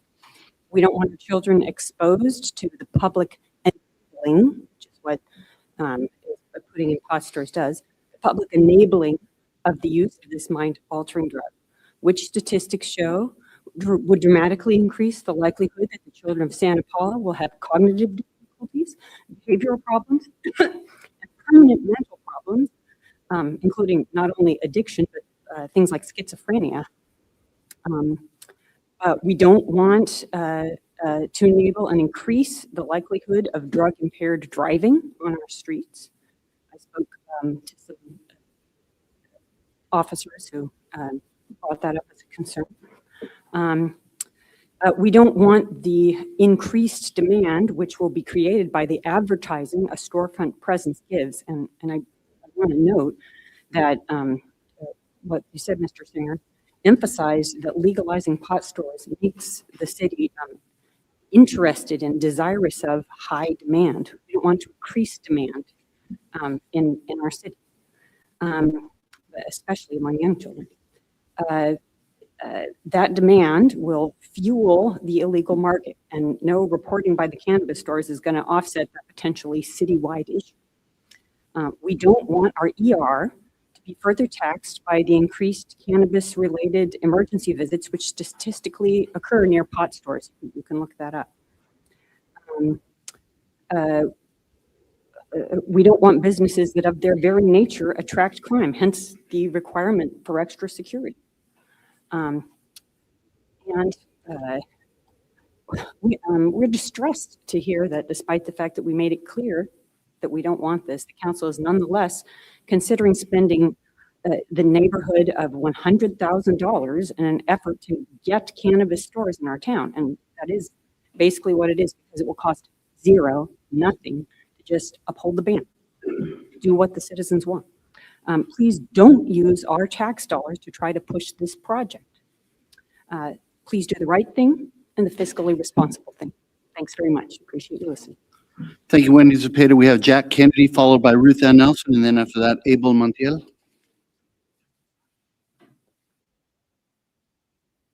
Thank you. Thank you for your time. I'll be brief, about 3 minutes.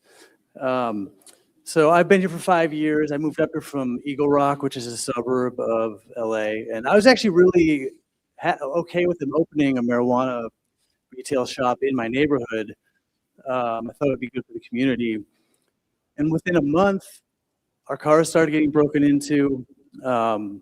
Catalytic converter, my roommate's car got stolen 2 times in 6 months. These are crimes that you don't report to the police. When your car gets broken into, you don't call the police. I don't know. You're just kind of like, well, my computer got stolen. And then it culminated with an actual shooting between the armed security guard at the marijuana store and one of the patrons, you know? So there's a reason why like all these marijuana shops do have armed security guards, like you said, because there's crime that comes with these stores, that comes in from other parts of the city and from other cities. And that's just the way it is, you know? And maybe it's the statistics say elsewise, but I saw it firsthand. So, and then another thing I wanted to ask about, talk about briefly, is the survey that we're potentially going to do. You know, I looked up the company Grassroots Lab that may be hired to do the survey. And on their website, one of their clients is the California Cannabis Association. So this is a publicity company that gets money to do PR for the California Cannabis Association. So, you know, how could this survey be a kind of neutral survey? I mean, it sounds like more of a propaganda campaign to hire them. So you get the answers you want when you put that survey out. I mean, you might as well get like Cheech and Chong to do the survey. So thank you very much. All right, thank you very much, Mr. Kennedy. We have Ruth Ann's going to be followed by Abel Montiel, followed by Sienna Marie Sesma.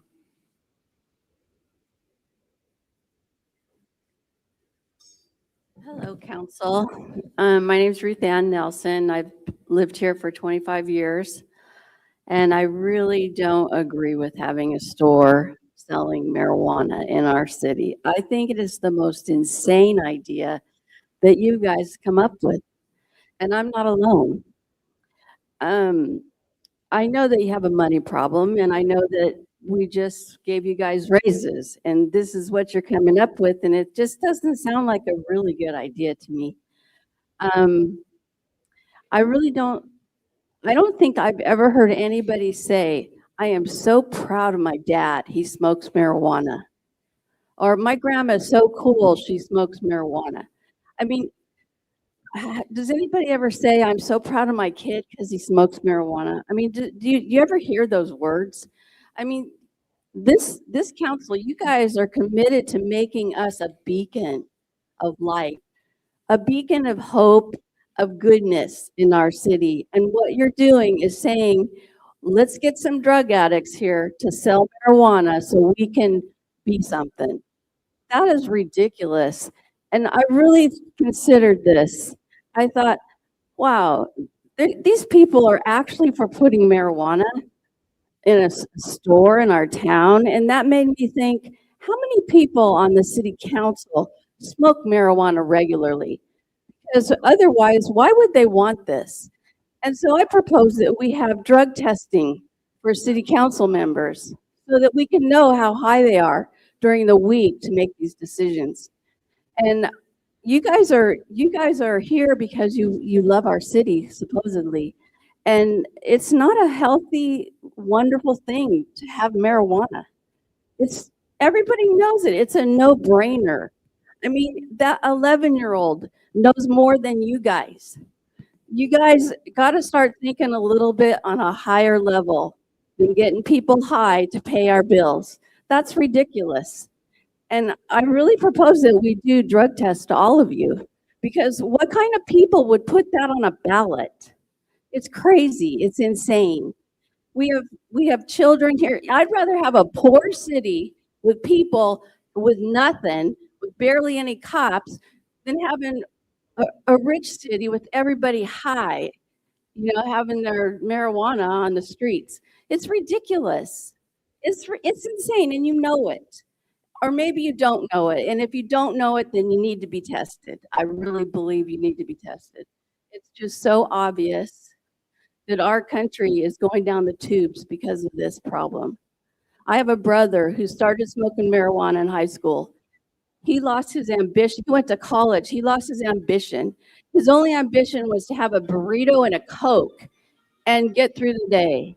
And you know what? He could have been something so much more, but he started smoking marijuana and he died on fentanyl 2 years ago. If you guys want that on your conscience, I pray that the Lord will just put dreams in your heads tonight of who's going to be hurt by this marijuana so that you can change your mind about the whole thing. And I exhort you to change your minds and start thinking clearly. And I really hope that none of you are smoking marijuana, because I don't want council members smoking marijuana. They need to be clear thinking individuals. Thanks for listening. All right, thank you, Ruth Ann Nelson. Next, we have Abel Montiel. This is going to be followed by Sienna Marie Setzma, followed by Dominic Andres.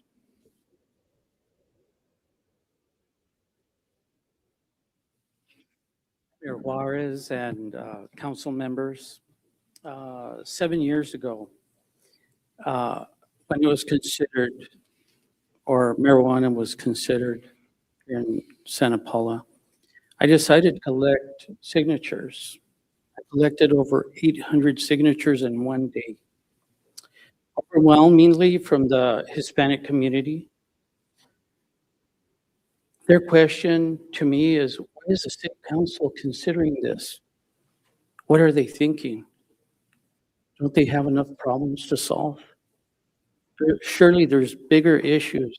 There's a lot more things that their time should be devoted to instead of this. What do they want? Do they want to ruin our kids? Hispanics are largely conservative.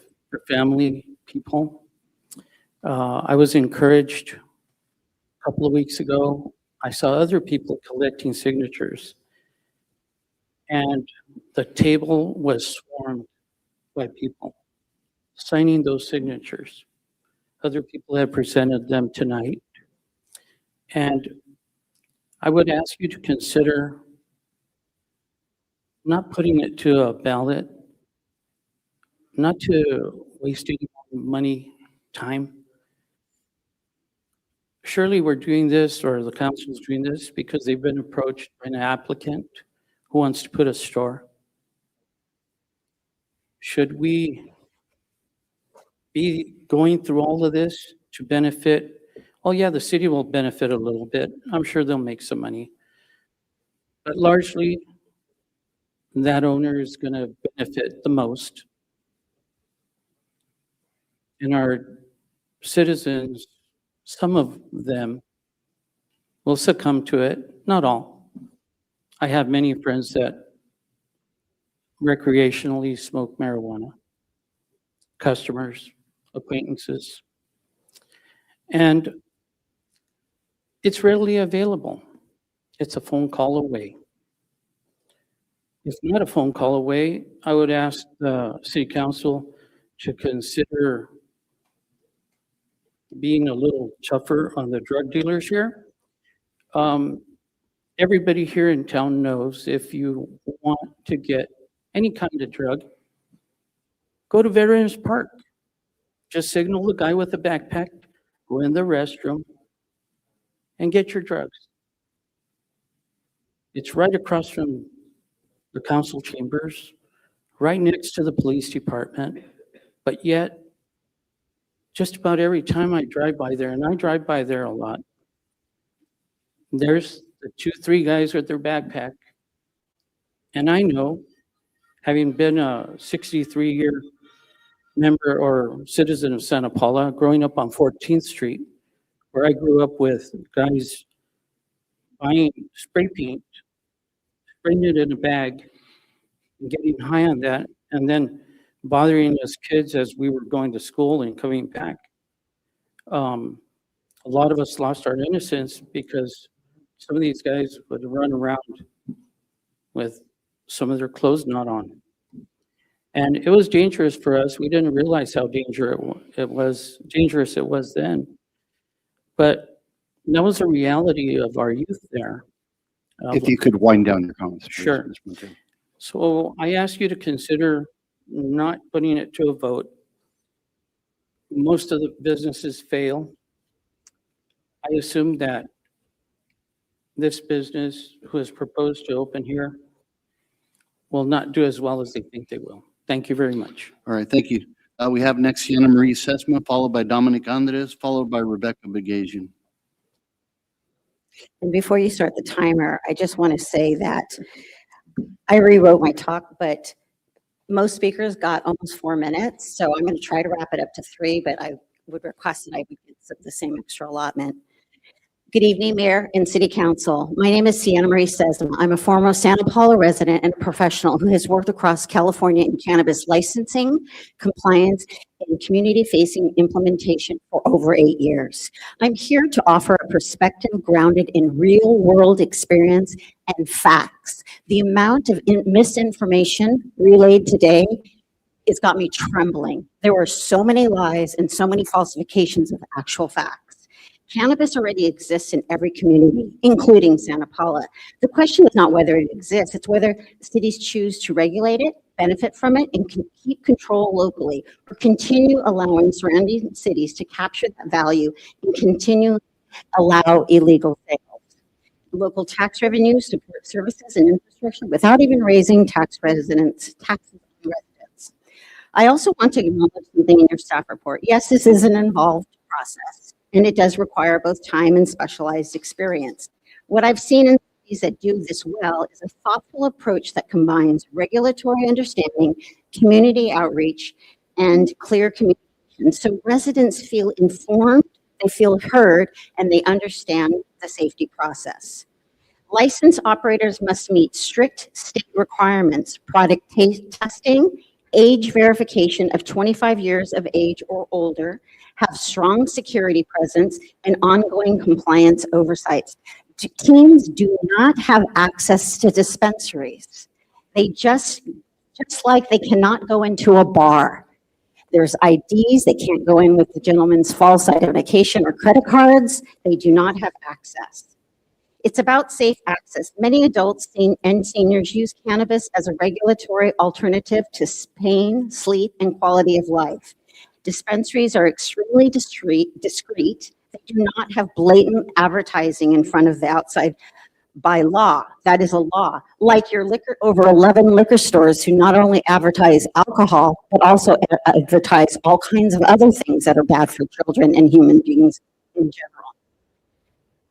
A ballot measure is a public survey that allows the city to hear directly from residents and make an informed, data-driven decision and to deter the illicit market that sells to the children. The dispensaries do not.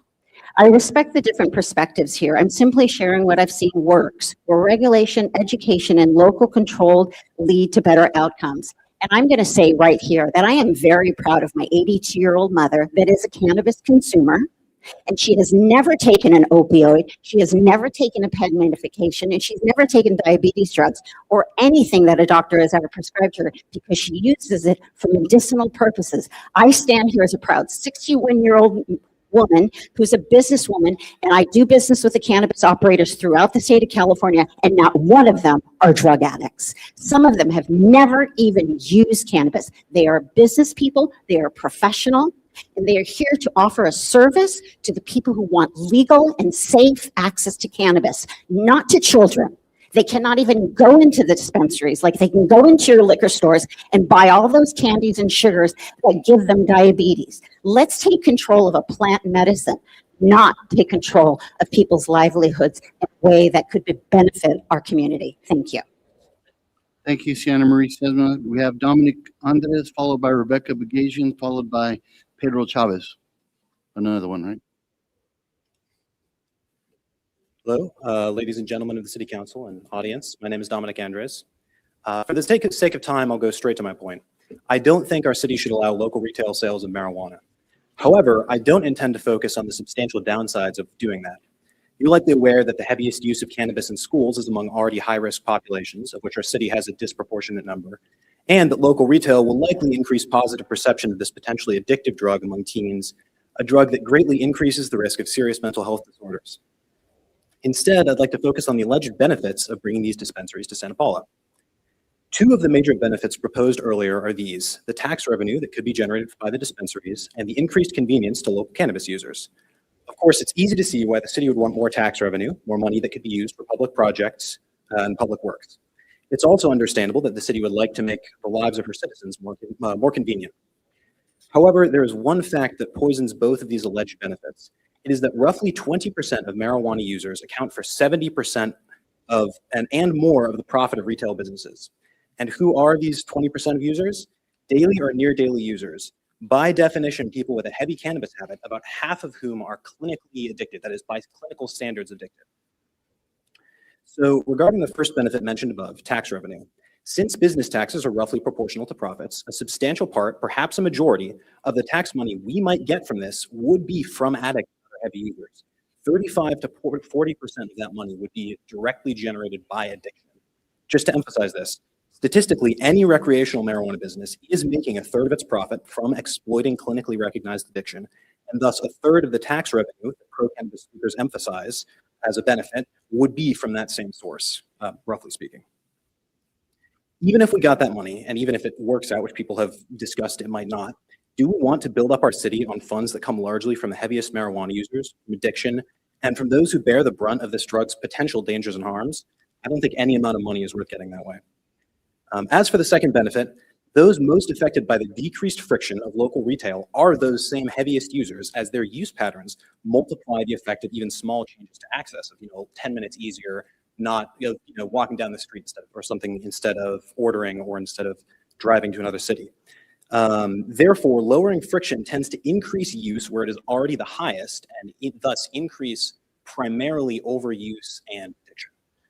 To recap then, the two main benefits of bringing recreational dispensaries to our city are taxes funded by the exploitation of addiction and heavy use habits, often in high-risk populations, and a lowering of friction to the very users for whom added friction often moderates frequency. Thank you. Thank you, Mr. Andres. We have Rebecca Bagazian, followed by Pedro Chavez, followed by Anna Marie Grumben. They told me Rebecca wasn't here, so. Rebecca is not here? Okay. Is Rebecca Bagazian here? Okay, we'll keep it here just in case she returns. Pedro Chavez? Yeah, the other one. The other one. Yeah. Thank you. Anyway, good afternoon, council. Thank you for allowing me to speak. My name is Pedro Chavez, not the mayor.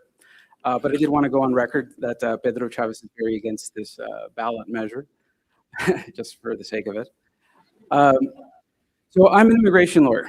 I've been an immigration lawyer since 2019, where I was a staff attorney at Catholic Charity San Diego, the largest land port of entry in the United States and in the Western Hemisphere. I was their only Spanish-speaking immigration lawyer for about a year. Started a nonprofit in Tijuana in 2020 that helps refugees find free lawyers. I've been invited to speak on NPR, invited to teach at UCLA. I have accumulated over 100,000 followers on social media on various platforms. People have called me an immigration expert. I would have left a long time ago if somebody had mentioned this in the other comments. Marijuana is the most dangerous thing to my clients, to the undocumented, to the mixed status families, to people that have gained their citizenship through naturalization. A month doesn't pass that I don't hear a consultation where someone has used marijuana once and they cannot answer question 26 of the I-485 application for a green card, where they are asked if they had ever violated the Controlled Substance Act. The Controlled Substance Act of 1970 makes marijuana a Schedule I drug. It is illegal under federal law, and one admitted use of that drug render somebody ineligible for a green card for the rest of their lives. I am a very good immigration lawyer. I cannot solve this problem. I have DACA recipients that come to my office and I cannot do anything for them. I have people that have gained citizenship by lying, and I can tell them that they could be denaturalized. There's nothing I can do. I would prefer if you guys started a gambling ring in Santa Paula. I can fix that. I can fix a casino on Main Street. I can fix a ton of strip clubs on Main Street. I can fix all of those problems. I am a very good immigration lawyer. I can fix alcohol abuse, but I cannot fix a single use of marijuana. It doesn't matter when it happens. There is no statute of limitations. It doesn't matter if it happened as a child. It doesn't matter if it happened as an adult. This is the situation for mixed status families that cannot vote for you. And because of a marijuana use, they never will be able to vote for you. That is what I deal with on a monthly basis. I probably had over 100, more than that, consultations where I've had told them very bad news that I cannot help them. As an immigration practitioner, that means that I make less money. So you can say that my purpose for being here is also selfish. But I'm telling you right now, you guys are going to have lawyers look over this. If you choose to ignore this issue and focus only on the citizenship issue, your lawyers will have very good answers for you. But if you choose to fix on the mixed status families, on the undocumented, on the DACA recipients, on people that have gained citizenship through lying, your lawyers will either be disbarred or they won't be able to solve your problem. Thank you. Thank you, Mr. Chavez. We now have Anna Marie Grumbin, followed by John Proctor, who will be followed by Francesca Grumbin. Hi, it's Anne-Marie Grumbine. Thank you. I'm just coming back. I was here with my family 7 years ago as well. Actually, just one quick question. So there should be 5 Grumbine cards in there. So can we just combine them all We're together? actually going to hold off theirs because Gabriel's on his way. Oh, okay, gotcha. 4 of them? So it'll only be like, 12 minutes. I'm just kidding. How long are you going to take if you combine? Not that 5 long. Okay, Not that long. good, Yeah, for good. all of us. All right. We wanted to save a card. Go ahead. Save a card for the end. All because right. we have will be able to speak. So if we could just hold that. Basically, we are against bringing in dispensaries in our town for the recreational purposes and sales. At the end of the day, we agree with everybody who's spoken. It's been established, obviously, I think we all can agree, that marijuana use in young people has a negative impact. And that's been proven by study after study that, and that's indisputable, that there is severe negative consequences on young people. So the question of whether the young people can get into these dispensaries and whether they can access that, that's kind of scooting around the issue, which is that when you as a society set a standard and say that something is okay for adults to do and should be legalized and brought into our town and say that that's okay because we're going to make money off of it, you are sending a message to the youth in our town that that is an okay thing to do. And that message, they absolutely will take from the adults, especially you are all obviously, you are city council members. You are people that should be looked up to as mentors in our town.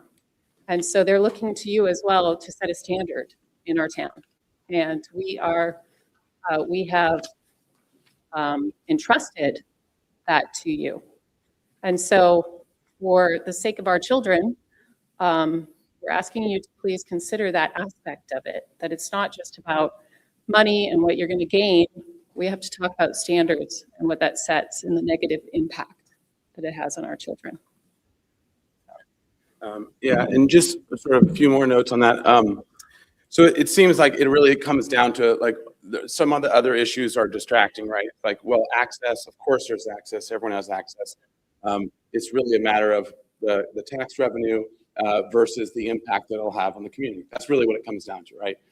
All the other things aside, because there are solutions and other things for those, but it really comes down to, is it worth it, right? Is it worth taking the money, whatever that money is? It might be a little bit of money. Usually it's over exaggerated in terms of budgets of how rosy the picture will be for how much money you'll get for something. I work with city staff, so I know how projections work out in reality. So there's always a projections and then there's a reality the next year or two and they go, oh, well, it didn't really work out as we thought or hoped. But it's the money and then the consequence of it. And one of the things that I think has been touched on a little bit, which is really important for us, is also the effect, especially on young men, that this has had. And the reality is, my wife's brother is a psychiatrist in addictions, runs an addiction clinic, as well as her father's psychiatrist, and so that they're thoroughly. And we have 5 sons between the age of 17 and 24 who have been around this issue. So Yeah, we're approaching it both from something that we've seen in our family. All the 5 sons are older than our daughters here, but have seen it affect young men, even just from in terms of dip in, in energy and sort of love of life and the ability that they have that they're not now able to fulfill because of what marijuana can do to them, as well as psychotic episodes and other things like that young men especially are very prone to. And the stats are there, all the studies are there. We know it from our side, and as well even within the family of all these doctors and the discussions that happen with it. So the reality is you're going to increase the usage. And so the question is, how many is it worth it per year of young men, especially because they're the highest risk, of having that little increase in marijuana or the big increase in marijuana within the community?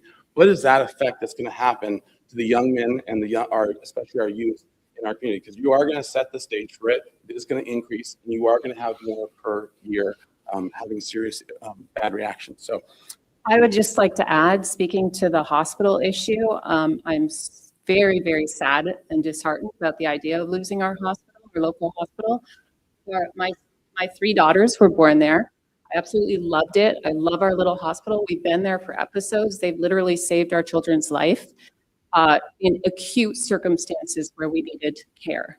So I agree with the idea of saving the hospital, but I will never think that a compromise should be made in this area for the health and safety of our young people to be sacrificed for that, even though we have absolutely taken great pride and have had those services, those health saving services impact us.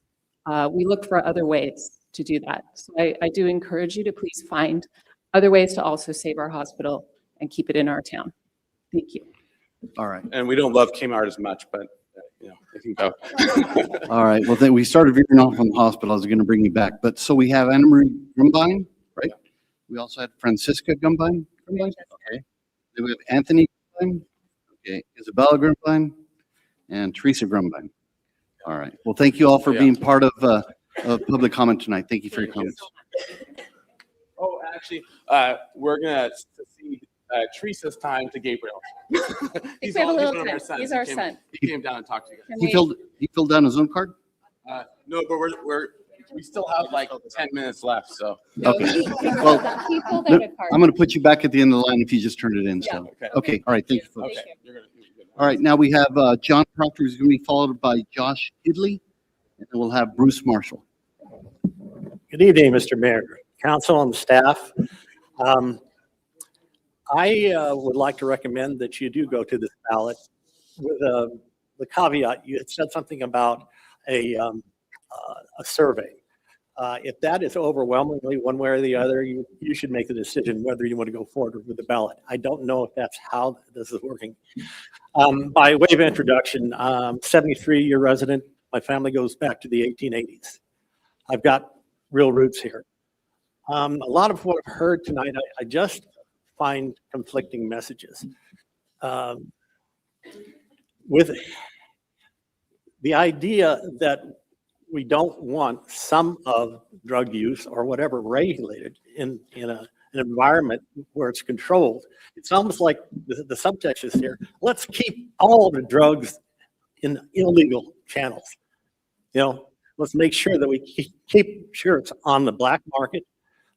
We've heard many comments about, it's easy for everyone to get the stuff. So I guess if that's the prevailing wisdom, that it should be all illegal activity, then you should not go forward with this. But I recommend that the fairest way to do it is to get a public poll, and that would be through an election. If you think there's not overwhelming evidence through a survey that it's not worth going forward. Thank you. Thank you, Mr. Proctor. Okay, we have Josh Hidley, followed by Bruce Marshall.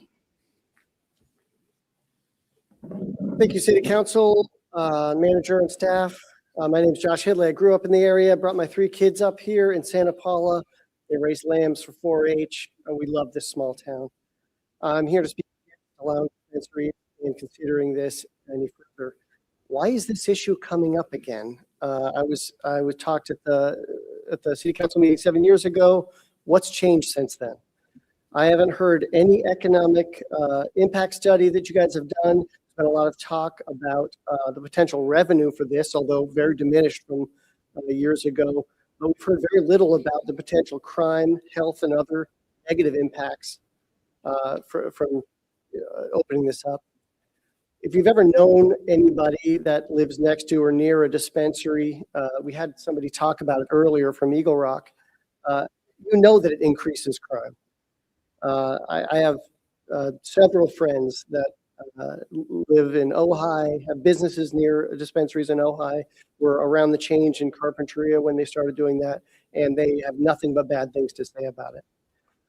These places are required to have security guards. You know, that's pretty great. Armed guards, I mean, there's a reason for that. We don't want that in our town.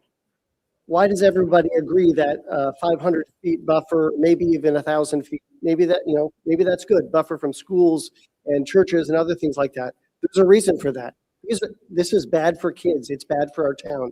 We don't want it near things we like. We don't want it near things we want to protect. Let's just not have it in our town at all. Bringing this into Santa Paula will increase crime and danger to our kids. It's a cash business. Please don't vote to pay grassroots labs to assist in the ballot measure. I mean, that seems like a joke name, actually. Don't vote to spend any more money on this to put this on the ballot.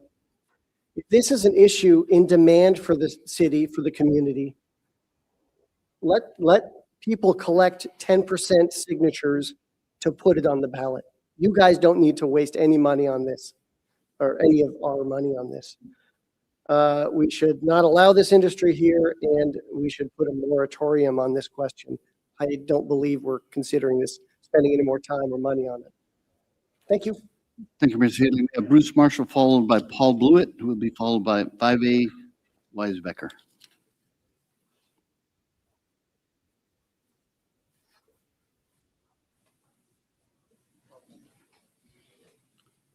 Paul Marshall. Bruce Marshall. Bruce Marshall here. Thank you, sir. Good evening. Most of the people that have been here before me have prepared remarks.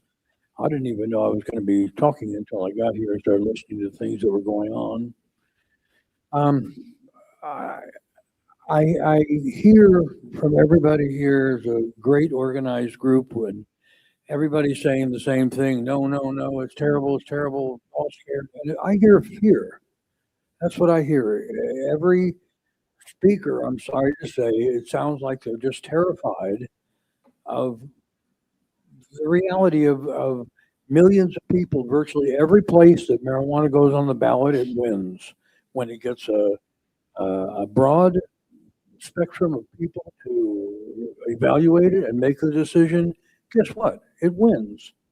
And that's just the way it is. Yeah, I checked before I came here, and there are at least 12 liquor stores in the city of Santa Paula that dedicate themselves to selling spirits and wines and beers and everything. And then you add in Bonds and Superior and these other places. And then every little tiny store sells beer. Okay, well, guess what? I don't drink.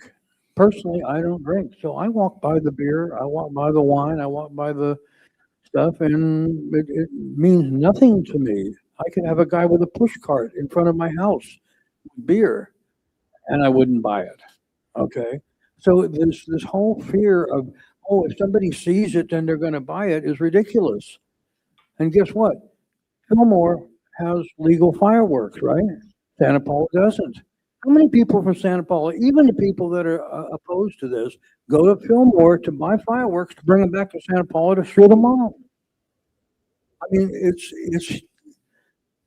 just ridiculous. This is like Reefer Madness 1934. That's what I hear.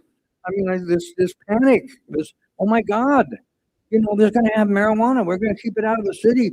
And if we don't let them do it, then guess what? Everything will be just fine and dandy. Well, it's not. People are getting their pot anyway. If they want it, they're going to get it. People in dry states drive across state borders to get it. Come on, it's, put it on the ballot, let people decide. This is an adult decision, and let the adults decide. Let them, don't be afraid of what the people decide.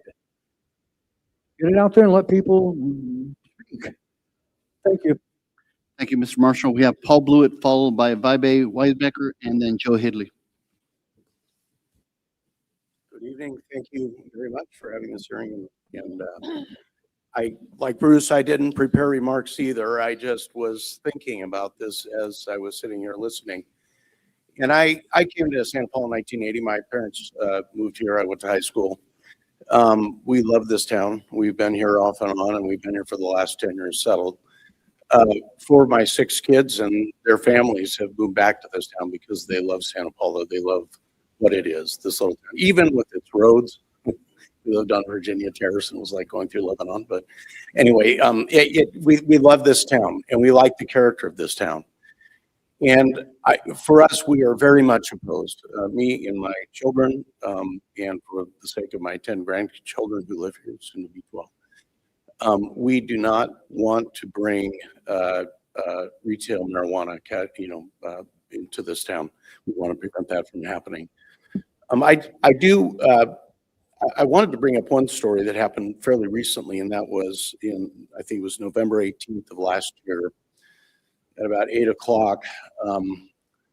A fellow from Oxnard came to the dispensary in Ojai and went to Ojai for that purpose, ended up carjacking a car and almost killed several people in Santa Paula in a chase that occurred there.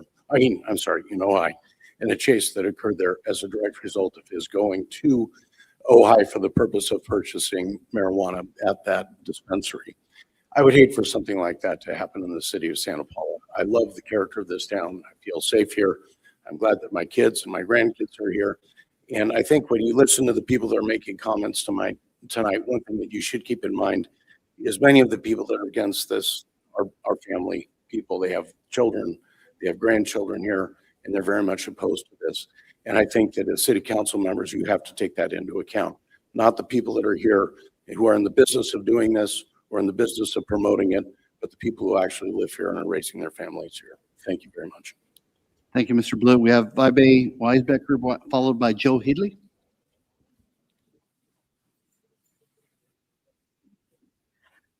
Good evening, Mayor and council members. I'm Bibe Weisbecker. I'm a resident here at Santa Paula and a homeowner. I have an engineering background and I write artificial intelligence algorithms for a living. My husband and I moved here, my late husband and I moved here 5 years ago, and we love this town and we love this people. And I love that this is up for debate. And even though there are 2 sides, that we can still talk about it. That's a great thing. I'd like to offer a practical perspective on cannabis dispensaries in Santa Paula. Cannabis is already here. The real question is whether it exists, whether it's regulated, controlled, or left in the hands of illegal market.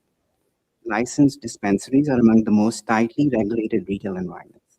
They require strict 21 plus ID verifications. Just to enter, have security cameras, and they also face severe penalties for any violations, the businesses themselves. In contrast, illegal sellers, they don't check IDs. And if we truly care about protecting our youth, regulation is the safer path. We also have the ability to control where the dispensaries can be located, keeping them away from schools and parks and neighborhoods. This allows a system to design that prioritizes community safety. So you have options, acknowledging some of the concerns that we've heard about cannabis dispensaries here in the town. So you've already heard this. In addition, dispensaries generate tax revenues, but you can reinvest that in our city, and I'm preaching to the choir here, but you could support youth programs. We're concerned about youth here. Let's use that money and invest it in youth programs so that they're not attracted to these things. And also, we're talking about regulations here, and we should have a grown-up conversation about what it is that we're talking about here. We're talking about a highly regulated industry that is bringing business to our town. I think we should all remember that and try and internalize that. And things do change. In 7 years, things change. Context change, people change, environment change, politics change. And in fact, our very president is descheduling cannabis. So I think we all should take heart to that. So it just comes down to a simple choice. Do we want an unregulated system with no oversight, or have a controlled, accountable one that benefits our community? I think that's something that we all need to consider. Thank you. Thank you, Vice Weisbecker. We have Joe Hidley, who's going to be followed by Al Escobedo. Ladies and gentlemen, good evening. My name is Joseph Hidley. I grew up in Santa Paula. I've spent most of my time here. When I was 16, or 17, my friends and I heard that weed was being legalized and distributed by dispensaries in Ojai and places like Oxnard, and we would go there and ask people of age to buy weed for us and then bring it back to us. And that has had a terrible impact on my life, and I was a child. So, yeah, I've been struggling with addiction since then, and I do not want that for the younger generation growing up in Santa Paula. Thank you. Thank you very much, Mr. Hidley. We have Al Escobedo, and I believe we have one more speaker card, Madam Clerk, from the Grumbine family. Okay. All right, some of these people live somewhere that I don't know. The two people here that know what they're talking about, that's the mayor and myself. He was a police officer. I lived in the streets. You could get a gun, you could shoot somebody, and then he's coming to pick them up. You want drugs, you can get them right now. You want prostitution, you get it today. I was raised in that. I'm not scared because I got raised there. I just didn't become a drug addict. I became what my wife being the business owner. My brother wasn't there. My sister-in-law wasn't. My mother-in-law was to work in the police department. How is that possible? There's people that are rich here that I know, and their kids are drug addicts. I was poor. My brother has fully tattooed. I have no tattoos other than my back, my last name, because I had to put it. He never arrested me once. No one police officer in his time, and I grew up on Las Piedras Park, where people get shot and stabbed, and I saw it every day. This weekend, I was in car shows, and I was in places, and they're doing heroin right in front of me. Hey, homie, you want some? Charlie, I don't do that shit, homie. You could do it. I'm not doing it. I don't get involved in that. But I do, not going to say that I don't know where to get it. I would get it. What's next door to me? 26 years? I was an owner. The meth clinic is next door. There's a church next door. There's a church next door. Why are you guys scared? My wife was scared. I'm not scared of those people. My wife said, "You're not scared." I got raised by these people. I just didn't do what they did. Not once did this man arrest me. He knows what these streets are about, and so do I. He patrolled them, and I ran the streets. You want drugs? I could get you those drugs today. I'm not going to get them because that's the kind of person that I am. And I'm not going to defraud my mother-in-law. Not then and not today, but the drugs are out there, and they're there. You know where to pick them up, Carlos, and so do I. But here, these people are scared, but this, I'm not supporting it because I don't do drugs. But I know where to get them, and I know what to get them. I just won't get them, and I won't touch them. At the clinic next door, they did heroin. You want to see all the syringes that I have in my house that I picked up? They're still in the back. And they're shooting right there. You say, "Oh, you want something?" Charlie, I don't do that shit. They're passed out late. I had to call AMR in 26 years. You know how much they offered me to buy razors to cut my hair? And they sold them from the store. It's there. You just think you don't see it. I saw it for 26 years. I saw it since I was an infant. I grew up in Las Piedras Park, just like that man said. And I know where to get everything. You want a gun? I'll get you one before this meeting is over. I'm not getting it because I don't get involved with that. But every single person here lives in somewhere in land. It's Santa Paula. There is crime. There will be crime all the time. And like you said, you get it from him, you'll get it from me. You better get it from me because you're gonna get it. And if there's you're a drug addict, it's because you're a drug addict. I chose not to be, and my wife chose not to be, but she had a sister, and you know who she was. I wasn't that. And that is what it is in this town. So don't say that it's crime. There is crime. There will be crime, and there will be drugs. It's just who we want to be and where we end up. There is drugs here. Thank you very much, Alpio Escobedo. Now we have Gabriel Grumbine, and that is our last speaker, I believe, Madam Clerk. I'll call again Rebecca Bagazian if she returned. If not, that'll be the end of public comment. Thank you, members of City Council. I was just informed of this meeting tonight. I didn't know it was happening, but I was a resident of Santa Paula for about 15 years. My family spoke earlier tonight, the Grumbine family. And I just wanted to say, along with my friend Joe Hisley, I've also been addicted to marijuana for a while, and it's caused tremendous emotional and mental strife in my life, and I would not want that for anyone of the younger generation. And just because it's sold elsewhere doesn't mean that allowing it in town won't make it easier for kids to get. And I've had so much suffering from addiction in my life, and I don't want that for anyone else. And I just ask you to please take a stand for the people of this town who you represent, and don't allow this to enter the city. I care very much about the people here and the town here, and I just wanted to stop by and give my opinion. So, thank you. Thank you very much, Mr. Grumbine. Calling last time Rebecca Bagazian. If not, that'll be the end of public comment. Will council interested in a break? You want to move through this break? Okay. We're going to take a quick 5-minute break and stretch our legs. Thank you very much.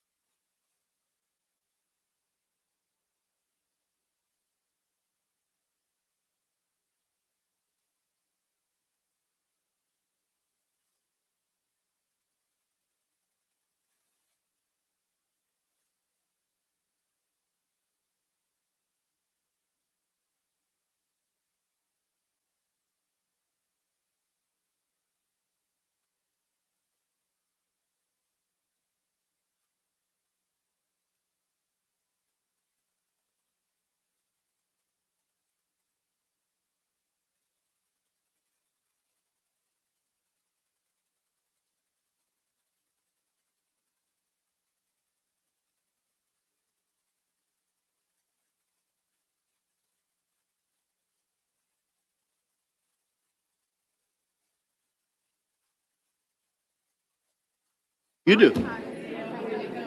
Okay, no worries. No, take your time. This is worthy of.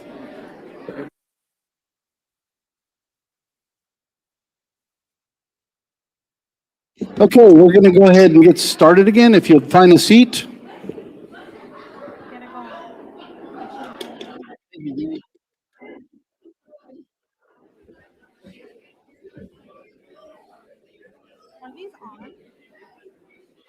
I think they work.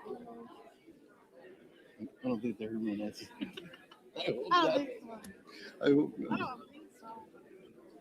If not, it'll be in the paper tomorrow. Did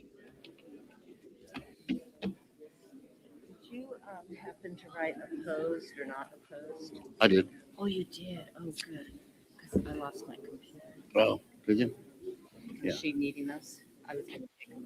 Oh, no, I was just gonna count them. Oh, Okay. all right.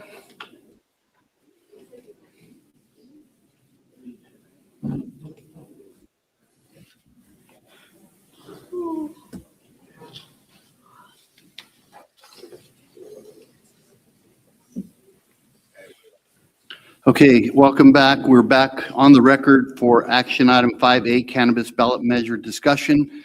There's been a presentation of our economic development director, James Mason, and our city manager. And I'm going to open it up. And again, I want to thank all the public speakers who had sometimes opposing comments on the subject, but I truly appreciate your time that you take to come out this weekend. And it took a little longer than it normally would, but it's a really important decision we'll have to make. So thank you for your input, and I'll open up the dais to comments from council. Councilmember Chavez, you want to start or start? If I start, I have about 5 to 7 minutes, so just forewarned. Okay, we're going to let Councilmember Cornejo, she's got a few minutes of comment that she'd like to share with us. I've been thinking about this because it's been brewing for a long time. And these are random thoughts. It's not a presentation start to finish, but it's just some of my thoughts of the things that I've been thinking about as we've been navigating this issue. First of all, I'd like to know how much city administration and staff time has been spent over the past year on the cannabis issue. Meeting preparation, discussions with consultants, research, running ad hoc meetings, staff discussions, strategizing on putting cannabis dispensaries on the ballot in November, including talking to the clerk's office, the Parks and Rec for tonight's meeting, consultation with the finance department, consultation with the police department, probably work by our fellows from AmeriCorps. And I might add, and I'm worried about it, AmeriCorps fellows has federal funding, and using our fellows for this project would put that very successful program at risk, since cannabis is not legal at the federal level at this time. Our director of community and economic development at about $80 an hour plus benefits, and city manager at about $110 an hour plus benefits. When they're working together, we're spending well over $200 an hour for them to work on their projects. Let's just say we average $125 an hour plus benefits and maybe 60 hours, probably more. We've spent already $8,000 to $10,000 on this, getting to this point, in order to push this on our city.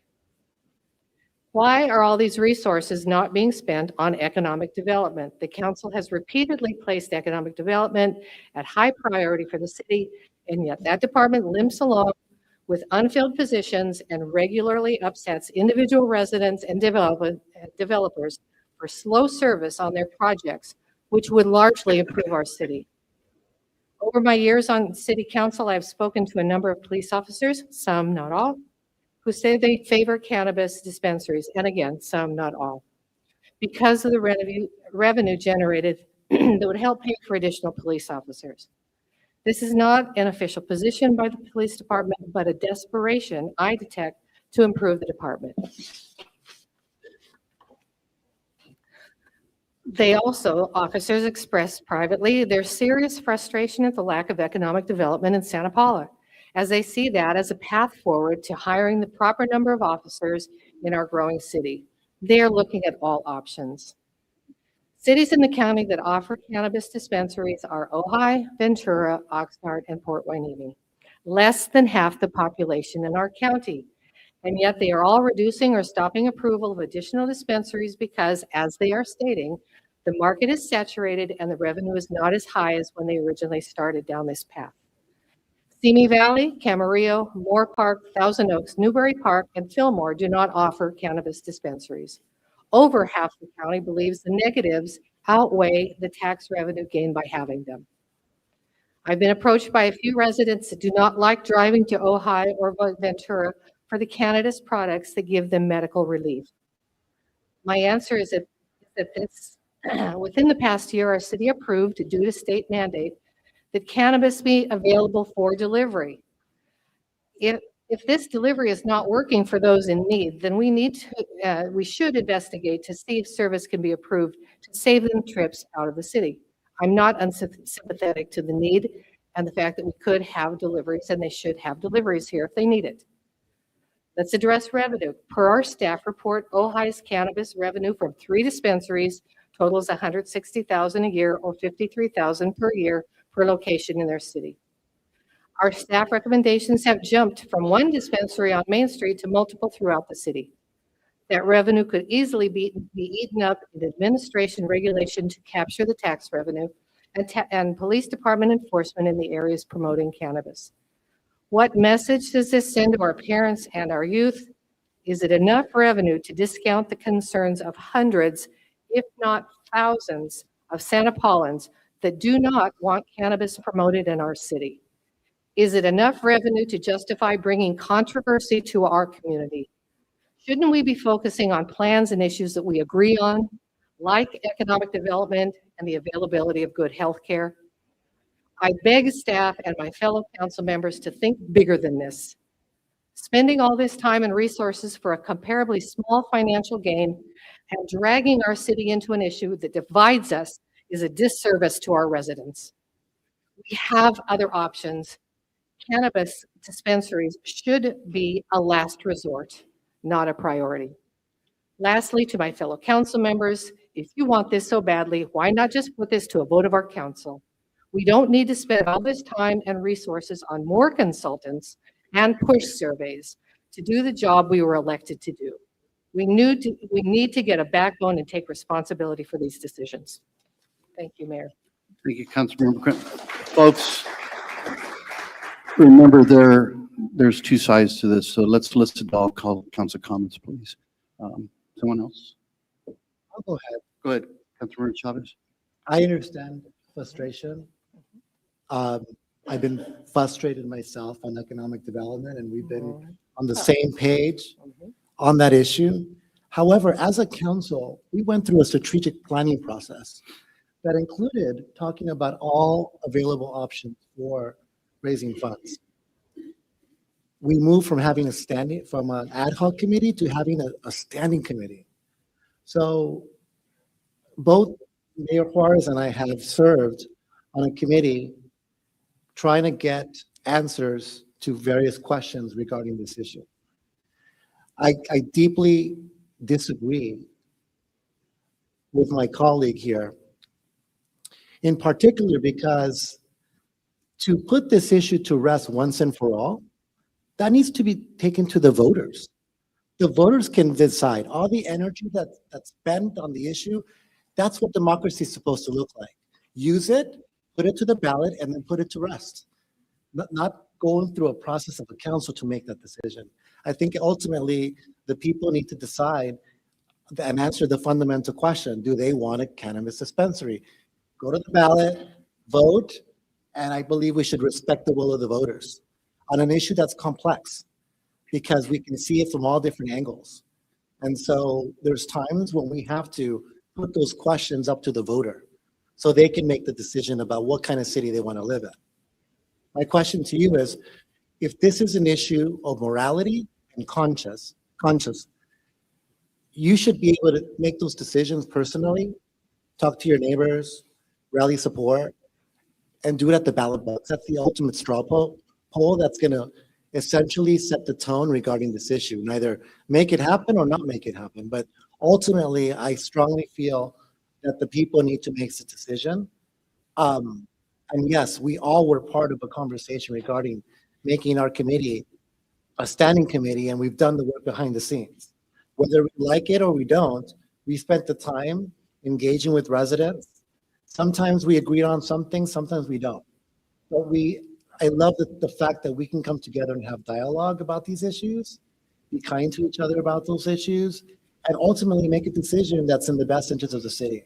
In this case, I believe that the best interest is for the voters to cement this into the reality, or else what's going to happen is you're going to get another council. They're going to come in here, they have majority vote, they're going to make it happen by regulation. And I think the best way to cement and send the voice to anybody in council and everybody now and in the future is to stand up and mobilize the vote and make that happen so that that can be cemented as a value for Santa Paula. Thank you, Councilmember Chavez. Councilmember Ornelas or Vice Mayor Crossway? Is my mic? No? I'm muted. Is it on? Okay. Hello. There you go. Okay, well, thank you everybody for being here. And thank you everyone who came up and spoke. I heard all of the concerns about our youth and our future, and the comments that were made about if this were to pass, it means us as council don't care about our youth. I'm a mom of 3 girls. They're 19, 16, and 12. I grew up here in Santa Paula, on the east end of town, on 14th Street. Piedras Park was a place where I hung out, rode my bike, scraped my knees when skating. I had good and bad experiences at that park. There are some community members who have shared their experience here in Santa Paula in raising their children or growing up here or having grown up here and left and came back. I think that maybe depending on our socioeconomic backgrounds and how we grew up or the different parts of Santa Paula we grew up, we all got a different version of this wonderful place. And I had some pretty unfortunate things that I saw growing up as a kid that, like anyone else, could have steered me in a negative direction, or I could have made the decision to follow the people that were making those choices of smoking or not in middle school or in high school. And I chose not to. That was a personal choice. But now as a mom, I feel that my job is to educate my daughters the best that I can, because I can't protect them from the world forever. I'm grateful that as a council, we can sit and we can talk about things that we don't all agree on. And I don't feel that I have any say over what we do as a council or a city myself. I'm grateful for the chair that I sit in and for the seat that I have on this council. But I talk about transparency and accountability and how I think us as a council have a responsibility to the people we serve. This is obviously a very hot topic for a lot of us. But again, to me being a mom and raising 3 girls, my job as a mom is to educate them the best that I can. And I can't be everything for my daughters. If I don't have an answer, I'll go out and seek it. In my day work, I get to work with youth. I get to come back to our schools and I get to partner with Tobacco Use and Prevention Education, which comes from our Ventura County Office of Education. And an interesting take that they have is, I remember the DARE program, say no to drugs. That was the thing that was championed. And what TUPI does is there's no judgment in the way that they speak to our youth. It's all about education and our youth understanding the dangers of any drug and the consequences that it may have on their mental well-being, physical well-being, and long-term consequences that can come with that. As a council, we can't dictate what goes on in the classrooms or in our homes. As parents, I'll speak for myself. I do the best that I can. In the role I sit in right now as a council member, I want to again say that as a council, I'm grateful that we can have these conversations and agree or disagree, whatever it is, but we're able to talk about whatever the topic is, and we're able to, how do you say it? Agree to disagree, and we can move on from whatever topic it is. I agree with Councilmember Cornejo about the cost that comes with our staff putting time into this, but I also agree with Councilmember Chavez that we have a job to do. as a city and as a council, and whatever it takes for the appropriate steps to be taken so that, like Councilmember Chavez said, this be cemented, then I feel that we should give our community the opportunity to do that, whatever that may be. And if that means taking it straight to putting it on the ballot, then I'm just going to echo again what Councilmember Chavez said, then mobilize and encourage people to go out and vote. I understand this is a very hot topic, but I don't want to be one of 5 people that make a decision right now that can be undone in a few years by another council who just comes and decides that they don't care what anybody says and they're going to do what they want. So as you can all see, it's a very tough spot to be up here as a councilwoman. I didn't run for council because I had all the free time in the world, but I did it because I care about my community. Before this, I served as a school board member, and I've ran the youth center at Piedras Park. I ran a mentoring program for the district. I understand what it is to support our youth. I work at the County Office of Education, and my work every day is in championing our students and their parents and providing the connections to resources that they need, along with staff and our educators that serve our students. I am the youth person on this council. I think that we all could agree that every time there's an opportunity to work or partner with students or our schools, I'm all about it. I hear the concerns as parents, but again, us as council, we can sit and make a decision one way or another, which we're not going to be everyone's favorite. That's just how it goes with our job as a council member. But like Councilmember Chavez said, another group of 5 people that get elected can come in and undo whichever way we go. But if our voters come out and speak and they cement something, it's something that's put into place by voters, then that could look different, I hope, for whatever it is that the community here in Santa Paula wants. Those are my comments. Thank you, Councilmember Bernales. Vice Mayor Rosemary? Is this on? I'm gonna have to choose my words very carefully because I lost my voice this week. I want to first ask, how did you all come across the consultant that was proposed in the staff report? Mr. Mayor, members of the council, the firm that we were working with was one that was known to us because of their involvement in the industry. I don't mean on the cannabis side so much as of service to cities. So they're an expert in that field. We could use anyone, but it was clear as the staff report says that Mr. Mason and I don't have the experience that we would need to really navigate this space. So I talked to somebody at the League of Cities and they recommended this firm.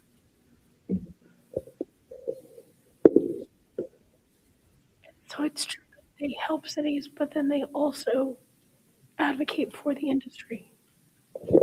I don't believe so. That's not to say that they haven't been paid to do work in the industry, but most of their clients are cities.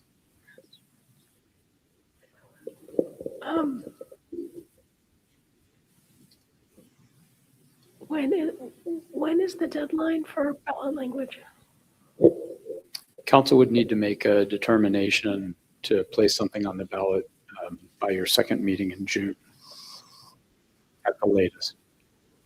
Is that the final language of everything, or is that just the decision? I'm just trying to understand. We're at April 6th. So if the council were moving forward with this, are you saying we've got 6 weeks? I believe that would be when you would need final language. The city clerk responsible. Vice Mayor, just so that you are aware, what will have to happen if the council does decide to move forward with the ballot measure, we have to have a resolution authorized by the full council that we can then take to the county before June 29th is that deadline. the county obviously recommends coming much earlier in case there's any kind of issues. So you will have to come up with the ballot measure wording that will be included in that, where we will then supply everything required for a ballot measure at that time, if that is your choice to move forward on that. But I know there's a lot of things that are going to be happening well before then, but as a clerk, that is the final deadline to have our resolution complete. So it would only be a few weeks to try to get the ballot language right if that were the direction that the council was wanting to go. A few months from now, but only a few weeks if you were to do a public polling.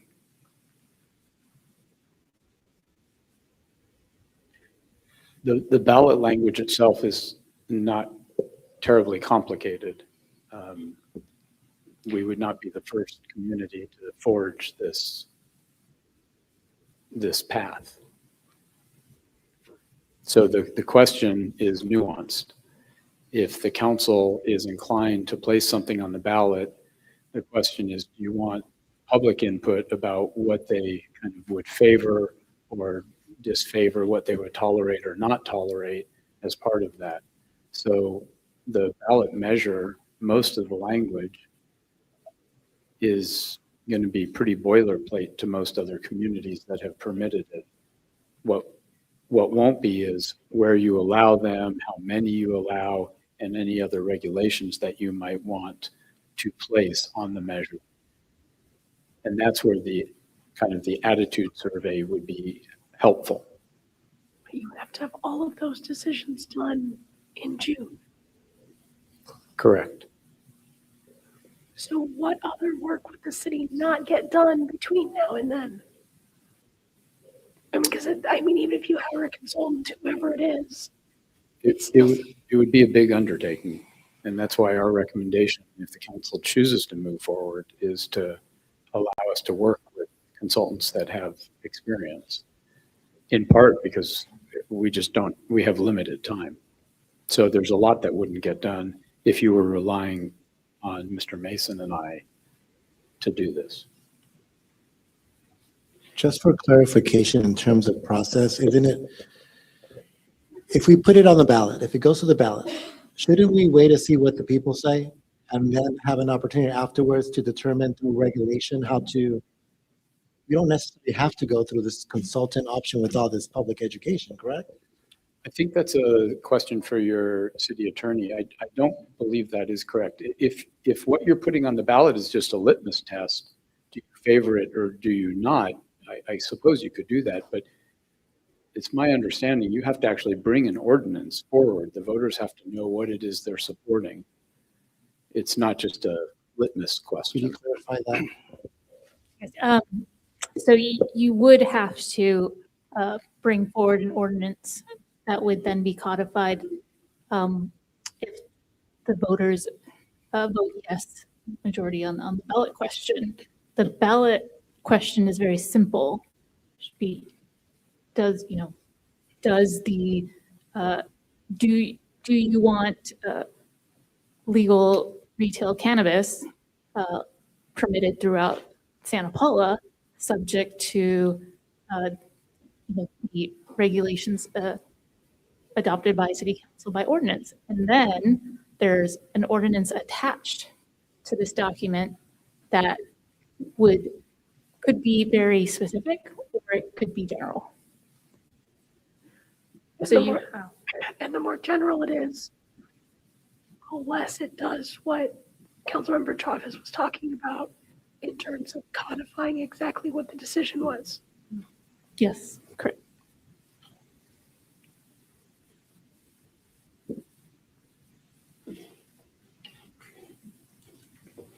Give me a second.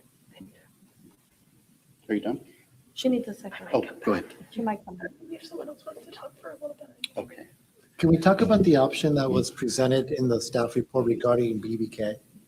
Regarding what? That's like another option. Because there's an option to go with this other company, right?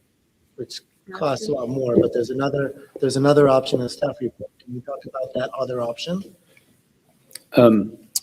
So Mr. Mayor, members of the council, the options are to go from a very basic work with BBK to construct the language necessary to place us on the ballot and do very little else with it. We're not recommending that option simply because it seems like a good bit of effort for marginal effect. But that is an option. It's absolutely an option that the council, you could direct tonight that your law firm construct ballot language that can be brought back to the council before June. That could be done very easily.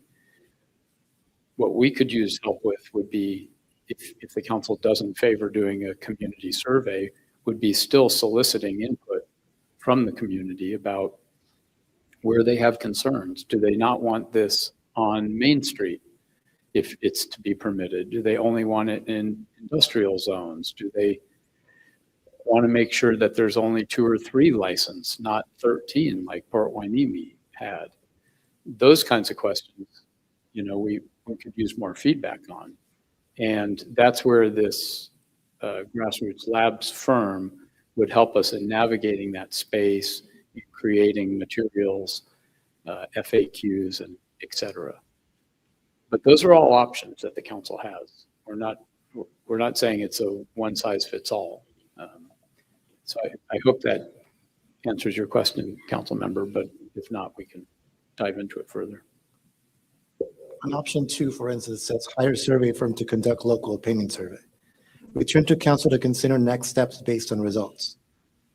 Strong support considered adopting an ordinance. Moderate support place measure on ballot. So what Mr. Mason was suggesting is, if you did a survey and we bring back the results of that survey, this would be a survey probably of 300 or 400 registered voters, most likely to vote in the general election. It would be a random poll. The survey firm would come back with the results. And if those results were overwhelmingly, let's say, negative, then council could say, you know what, this community doesn't want this. We're not moving forward. And you make that decision, you put it to bed. If the survey results were remarkably positive, you could place it on the ballot, or you could say, let's just adopt an ordinance.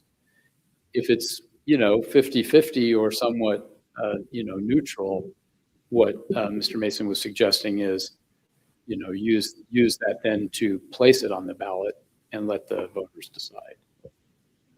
So those were just like the illustrations that we were laying out as options that the council has.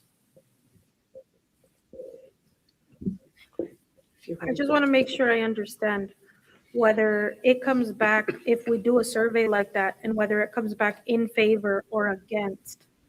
As a council, we can still adopt an ordinance using those responses? Correct. At any time, a majority of the council could look to adopt an ordinance. It would require public hearings and publication. And as Councilmember Chavez was saying earlier tonight, it could be overturned. Of course. Right, by a future council. But to say that the whole purpose of this is to have input from our community, that would be one of the options in here. It's just a survey and then us adopting an ordinance. Yes, that could be an option. Yeah. Councilmember Carnino. A couple of things. I'm worried about surveys geared towards ballot measures because they end up asking the questions that support the end game, which is to put it on the ballot. I don't think 300 people is enough of a sampling. We've already heard by my count of the totals of people who've come here and brought lists of people who have signed, pretty close to 2,000 people. So I would think that if you're going to try and overturn that opinion, you're going to need to survey 5,000 people. I just don't think 300 people being from an outside firm who is doing push surveys to ask the right questions, to get the right answers, to get it on, the ballot. I'm very concerned unless we do it just right. And so therefore I'm not interested. And I'm also concerned that we have not been spending more time working with the over $4 million a year that we're getting from Measure R to do some of the things that we need to do.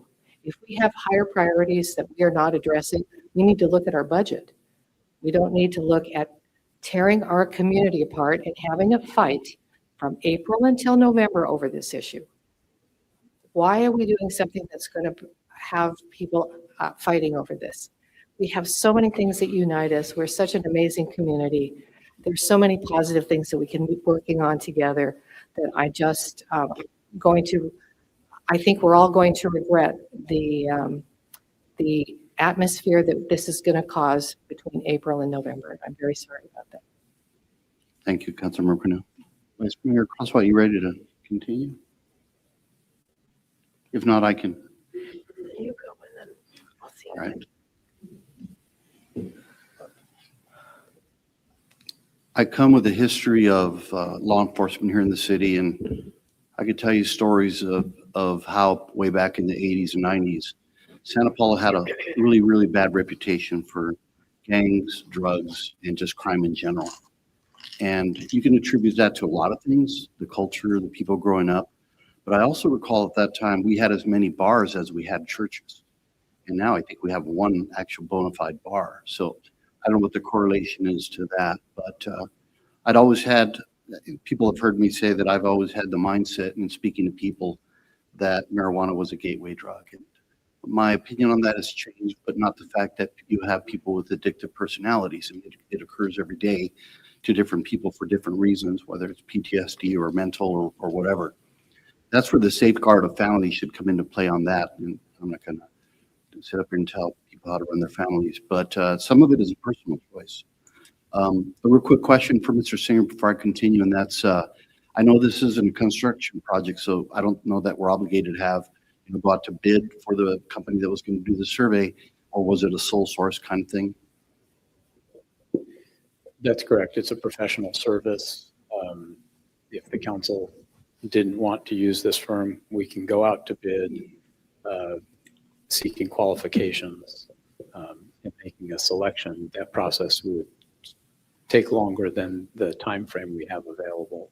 So, right, there's no requirement under your purchasing ordinance to do that. Thank you. And when we started the cannabis committee and then it became a standing cannabis committee, we had parameters. What was our mission? Was to go in and see what was best for the city. And way back when first started doing their research with their Green Mile, the projections were really, really high. And I think at one point it was like 4.2 million. And now the projections from Hueneme is about 900,000. We've talked, or members of the public have talked about the wave, and it seems like that intensity of money coming to a city has declined tremendously. So I don't know, is it worth the cost of everything that we've done for the benefits that we're going to reap someday? I'm talking a little bit about the perception of our city. We want to be a destination city. Do we want it to be known as a place to buy cannabis? I'm not sure. And as I said before, I was a police officer, and so I've seen a lot of things. And my opinion for the longest time has been, no to cannabis. And then it changed because I see the need, and the need sometimes is governed by medicinal marijuana, or it can be delivered. I think right now we have dispensaries that are close enough that if you want it, you could go get it. Whether or not we want our city to be a destination city to come and buy your cannabis products, I'm not sure. But again, getting back to the Cannabis Standing Committee, when we met, there was all the options. And as I mentioned before, the two extremes are not endorsing an ordinance or producing one, or producing one. Those are the extremes.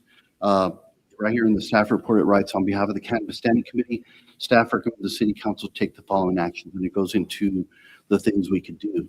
Now, we're not limited tonight to making that decision. This council right now tonight could say, we're going to keep the ban on it, or we're going to put it on the ballot, or we're going to do the research. There's just a bunch of options, and I'm quite frankly leaning to the fact that initially, I thought, give it to the voters because that's what we did with Measure T. That's what we did with Measure R, and overwhelmingly people supported it.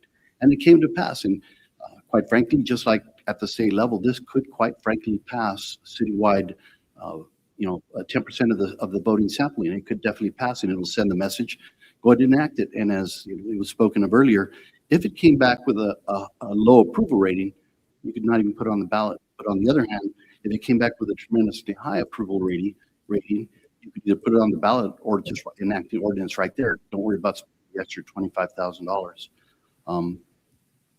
I am right now leaning towards not endorsing this, not moving forward, just because I don't know that we want to be known as yet another city that engages in the sale of cannabis. But I would like to hear some more from my fellow council members. I'll add something. In terms of this process, the option one, it's called the basic approach. Council directs placement of the cannabis measure on the November ballot. Council directs staff to place ballot measure, works with BBK to establish ballot language, staff prepares facts and fiscal analysis.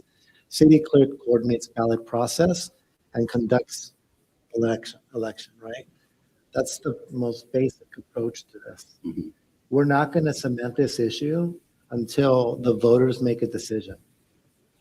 And so I think it's in the best interest that it goes directly to the ballot. Why are we doing surveys? We need to just, there's not enough in the sampling anyways. We need to just go to the voters and have them vote it no or yes. And if they vote yes, then we have some work to do. But if they vote no, then it's cemented and it's not going to come back. I think at the end of the day, I feel like the people need to make the decision. Thank you, Councilmember Chavez. Vice Mayor. One thing I do want to clarify on the ad hoc versus standing committee, I actually argued that we abolish the whole thing. There was a desire from some council members to continue that conversation. And so I said at a minimum then it needed to be a standing committee so that those meetings would be agendized and members of the public could attend, because the length and duration of an ad hoc committee is limited, and the ad hoc had exceeded its work as an ad hoc committee, which doesn't need agendized meetings.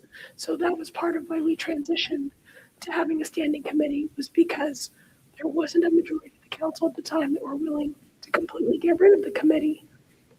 But at that point, then there had to at least be accountability to the public to be able to attend those meetings.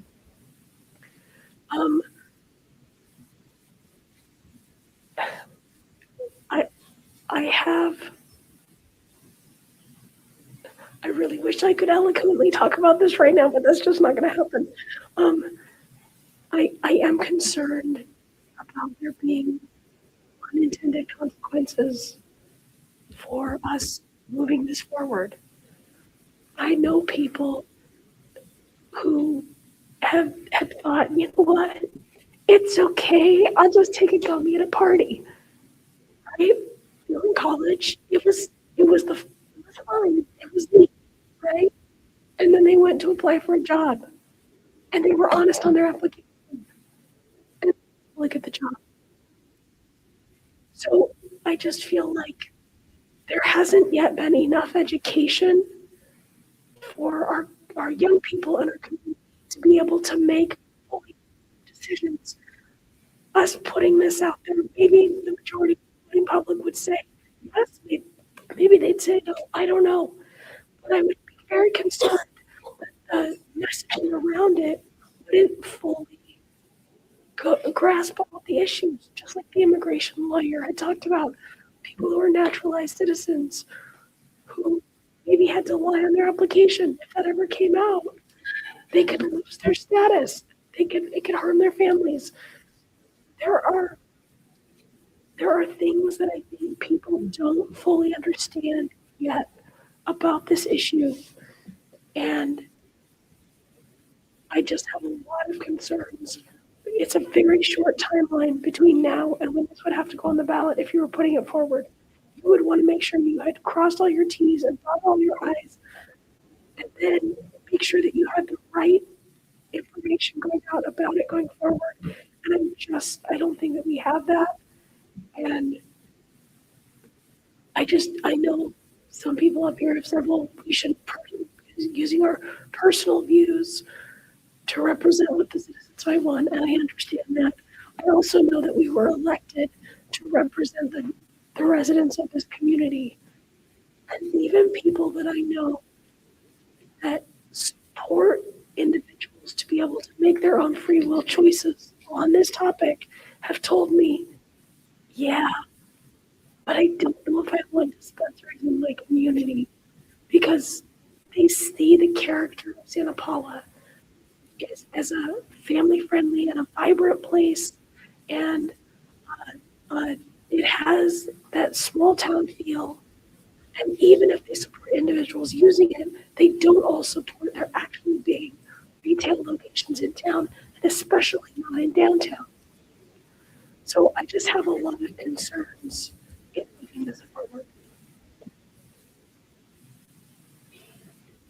Thank you, Vice Mayor. Other council members? Councilmember Cornejo? This was originally brought to us some years ago when we were given a list of several revenue opportunities. This is a revenue opportunity for our city that, through what has been happening countywide and watching what other cities are doing, looks like at this time is not such a great revenue opportunity for the consequences of having our community arguing with each other, potential concerns of parents, real concerns. I don't want to discount the fact that we probably have, as I said, 1,000 to 2,000 people who have already cared enough about this issue that they've come to us and said, please don't. It matters. And other people's opinions matter as well. I understand that. But this matters a lot to the people who have come to us. And it isn't going to stop others from using it. And I fully support making sure that that medicinal and medical use cannabis is delivered properly and is available to the people that need it. I don't have a problem with that.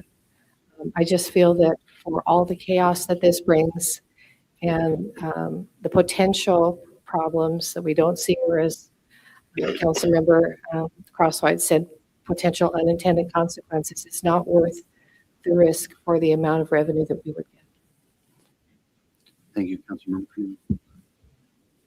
At a recent council meeting, there was public speaking, and one of the members got up and seemed very upset in the fact that we have a zoning in the blue for commercial areas where if the city were to enact recreational cannabis, it would be limited to those areas.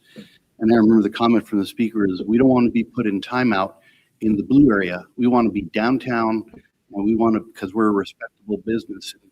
And, do we, again, the unintended consequences, do we want to open that door where our downtown merchants now are going to be up in arms trying to promote their business, promote tourism, the beauty and history of Santa Paula, and now begin a new fight with those that want to move their cannabis business downtown? I don't know what that would take. Obviously, it would take a rezoning or whatever it might be, a variance from the council or from the city. But again, I don't know if we want to open that door because somebody bound to walk through it. That's just my comment. I have a question to our city manager. When is the deadline by when we'd have to decide if it's going on the ballot or not? June? Yeah, the 29th of June. So I'm the newest council member, and I've never been to one of these meetings, but was it because of the way that the committee meetings happened that this wasn't brought up until now as a special meeting? Mr. Brown, you're talking about why we're bringing this up to the council? Well, because I'm thinking of the timeline that is being given for all of the work that's being talked about, like for it to go on the ballot and whether we'd use it an outside, like a third party, or what that means as far as time. I'm wondering if that was known, was there a reason why we're just doing the special meeting now? That's what I'm wondering. I don't know who that question is for. Can you share with the council member the timeline in terms of meetings that we've had and so on for the last 3 years? Yeah, I mean, the effort really ramped up in the fall, and the committee tried to get information. Took a little while for staff to produce that. We had a series of meetings. The holidays were in there. I mean, it would have been helpful to go faster, but the availability both of committee members and staff made things move slowly. So I'm not asking you to place blame on anybody. I'm just wondering because I've had nothing to do with that committee. right. So I want to understand, because that's a really short timeline to do something right. Whether it's an outside group or whatever we want to call it, whatever process we want to choose. And I hear what my fellow council members are saying. I understand, do we want to be added to that list or not, or the concern around it? But I also hearing that timeline, and I don't know what then the right or the best thing to do is, because are we going to do justice by this big problem and what it's going to do for the conversations we've had if we only have from now until June? It's already April. So what would that even look like? What would it cost? And are we really going to do justice to the topic? Because it is an important topic. I don't know if that's a question or just a comment by me, but I'm just trying to understand. No, it's a point The well timeline. taken. There's not a lot of time between now and when a decision would have to be made for this November's ballot. It was the committee's intention to make sure that the full council had an opportunity to do it with enough time that that could be done, but it is tight. If you favored Councilmember Chavez's suggestion of going with the basic, we have plenty of time. If you favor doing something more extensive, it's tight.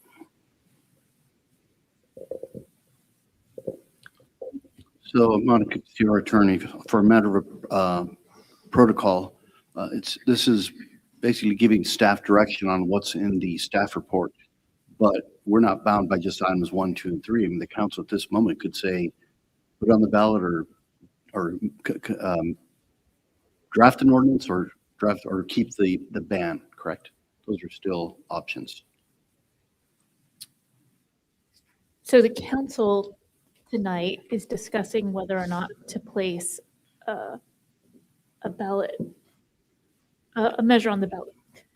And if there's going to be a suggestion or direction for an ordinance through the traditional means, or it comes out of city council, then that's a separate topic. Okay. But tonight, the council can decide yes or no, we do not want to place this on the ballot. Or do the research. Because Or the incidental. okay. All right. We can continue with discussion. Or go ahead. If I can say just a few things. Of course. One, I just want to ensure that folks understand that, we have a tough choice in terms of regulation and setting policy. This issue has been discussed 3 years now. I think it's, in my view, it's been exhausted to a point where why are we afraid of having the voters decide that fate? I don't understand why we would be against that simple act, because that would set in stone the will of the people. And in something that is, in your words, divisive, that's been that personal choice of one going into a ballot and just making that choice, I think that would serve us well in making sure that all the voices are heard, not just one segment of the population. There's people that are in favor that reach out to me that don't feel comfortable coming to a council meeting. Right? So we represent a dynamic of people that's extremely diverse.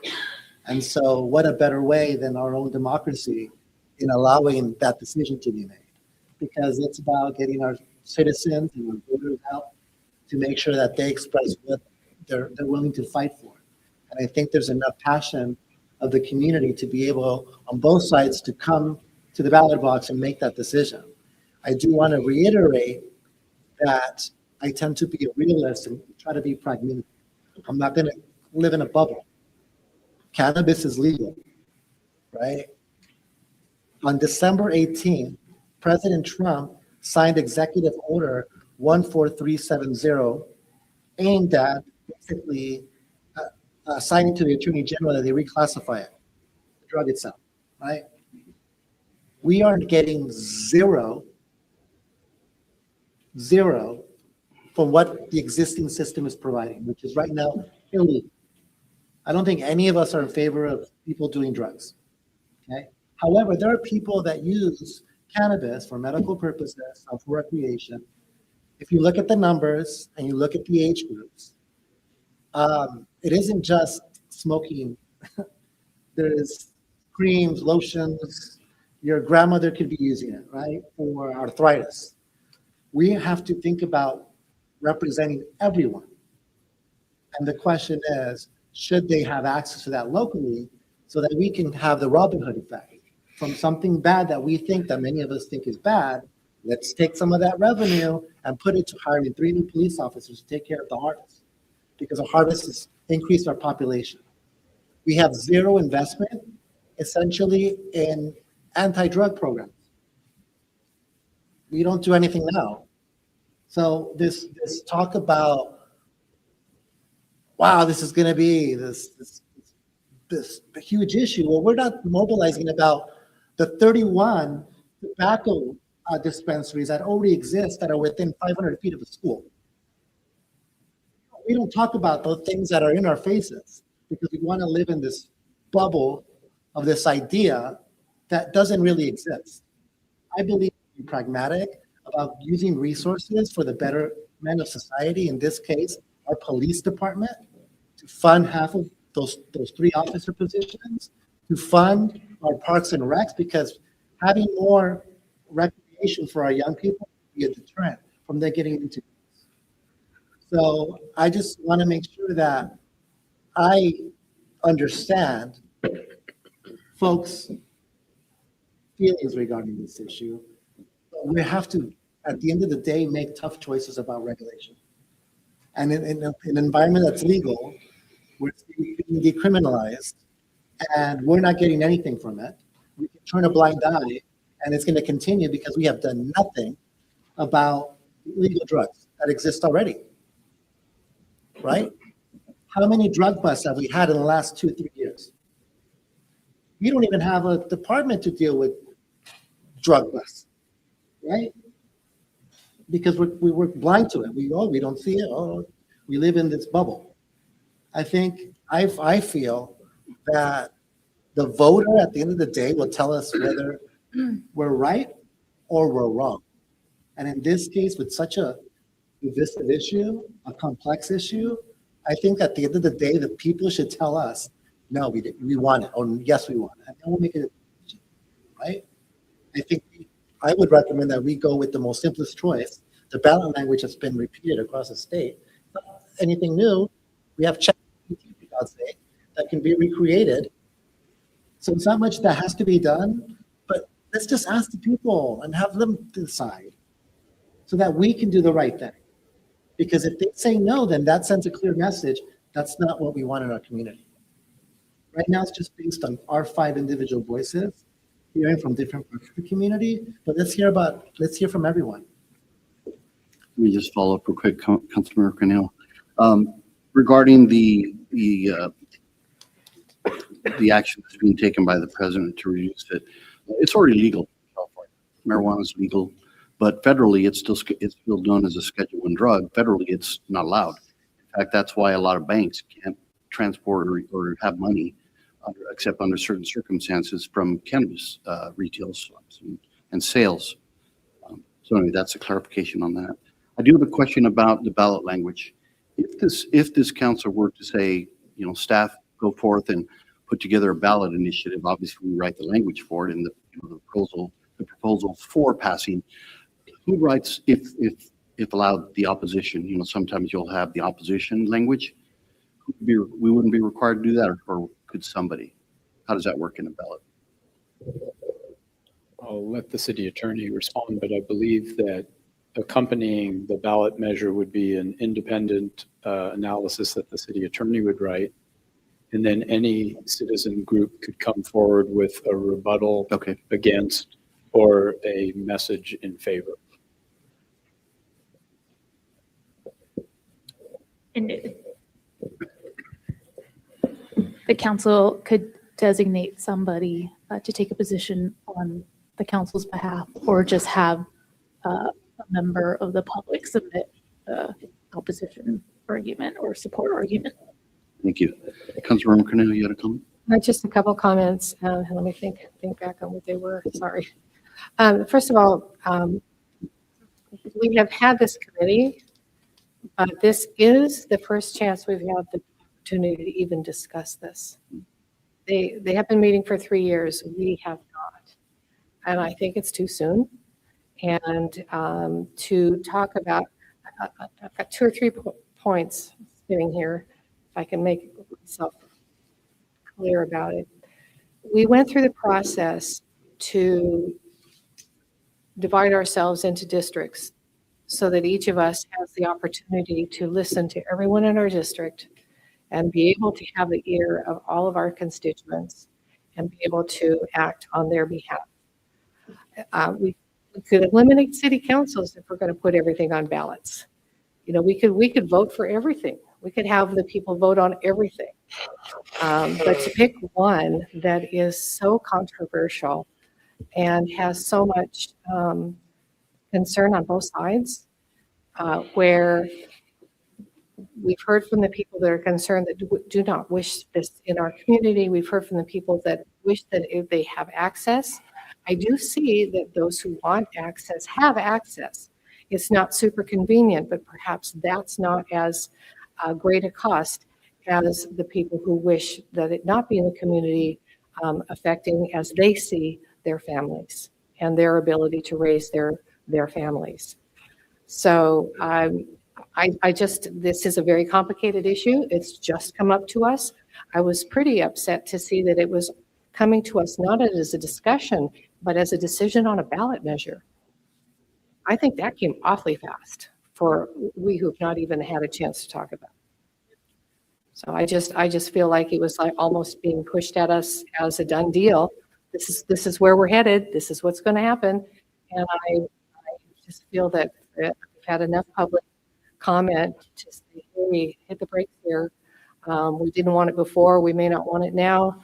Please don't do this to us. And so I don't want to see it on the ballot. Vice Mayor, did you have anything else?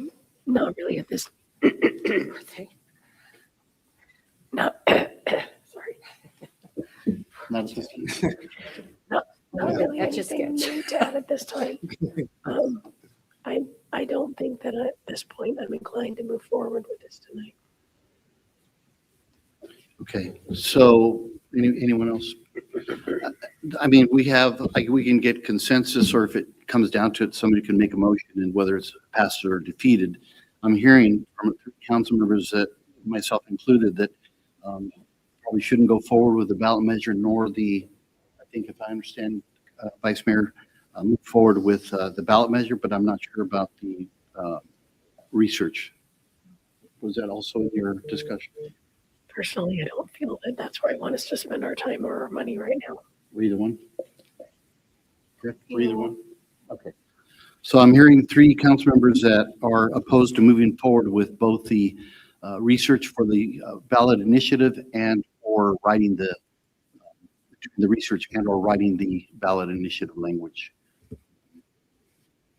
And I hear 2 that may be for it. I think it'd be great if we go on record. Sure. So, because that closes the issue. Sure, right? absolutely. And so, People to know. so I guess I would suggest if somebody wants to move, like say, for example, the staff direction is like one, provide direction to staff. Somebody can move on that, and then it's either passes or is defeated. I'll jump in. Go ahead, thank you. I was on the committee, so I've been in the last 3 years of conversation. I'd like to make a motion that we go directly to put the item on the ballot in regards to cannabis and let the voters decide yes or no. So just one, you don't want to include 2 as part of it, or just one, do one at a time? Just do one at a time. All right, so it's been moved by council member on. What do you mean? Well, like, because each of these is a different direction. Depending on Yeah, the recommendation Sorry. So the first is provide staff, the second is public opinion survey, and then the third is to utilize that grassroots lab. Can we just read the option one, basic approach, council directs placement of cannabis measure on the November ballot? And that will decide if we proceed. Correct. Yeah. I motion that the council directs placement of cannabis measure on the November ballot. Option one. Okay. And then, All right. So it's been moved by Councilmember Chavez for item number one. Bullet point number one, recommendation, provide direction to staff. Is there a second? After there's a second. yeah.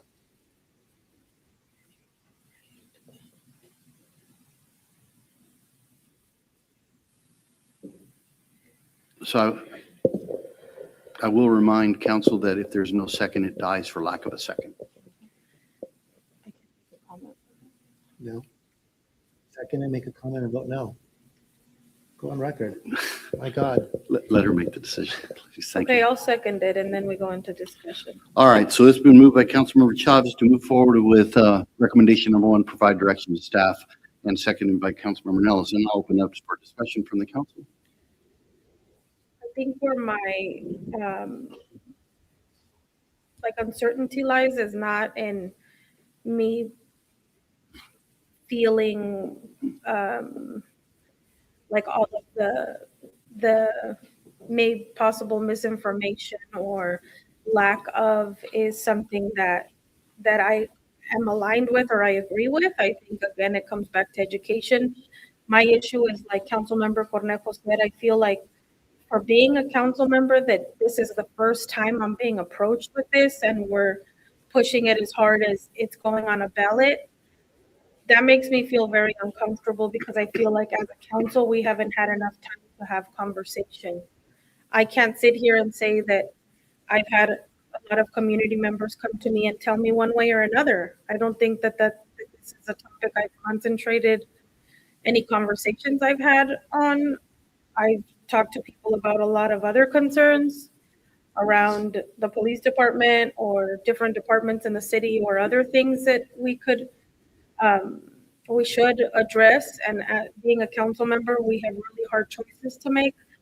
But I really hoped that before we got to this point tonight, we could have more conversation on what this meant.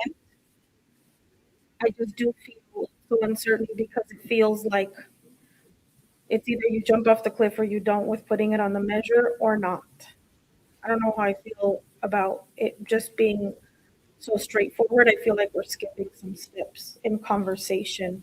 Not just that. I feel like it deserves more conversation for us to be able to talk about these things like we've done for other difficult topics.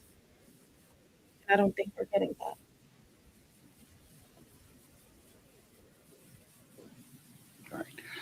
Anyone else? So where does that take us in terms of committee? Since, Mr. Mayor, you sit on the committee, you're the chair. Mm-hmm. Where do we go? Well, it's Call for the question. Yeah, Well, so we there's- call the question to the vote, and then just, we're done then, right? Or is this going to continue? no, we're in discussion. No, but I'm saying in general, are we going to continue on wasting time on discussion if we're not willing I think to? we should just stay on topic. We're in the middle of a motion, so. We're in should- discussion. Yeah, but you're going on to, So the dissolution of a standing committee is a separate topic. okay. Councilmember Neal? Councilmember Chavez? Okay, then it's been moved by Councilmember Chavez to approve recommendation number one in its entirety, and then seconded by Councilmember Cornelis. Madam Clerk, would you please do a roll call vote, please? Yes, Councilmember Chavez? Yes.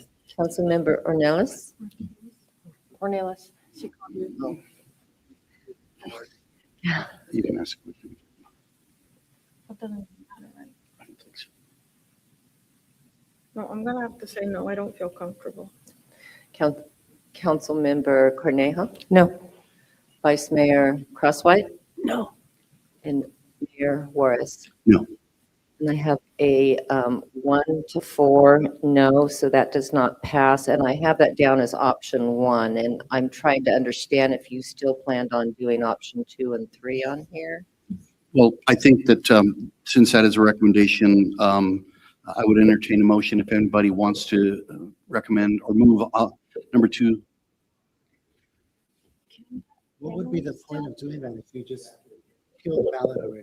Well, because it's a totally separate direction. One is write the ballot initiative, and that was do a survey.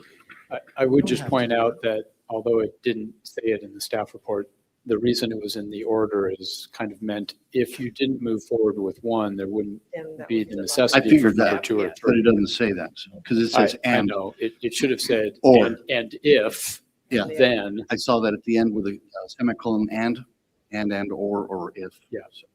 May I recommend that a motion be made whether to adopt staff's recommendation 1, 2, and 3, and then council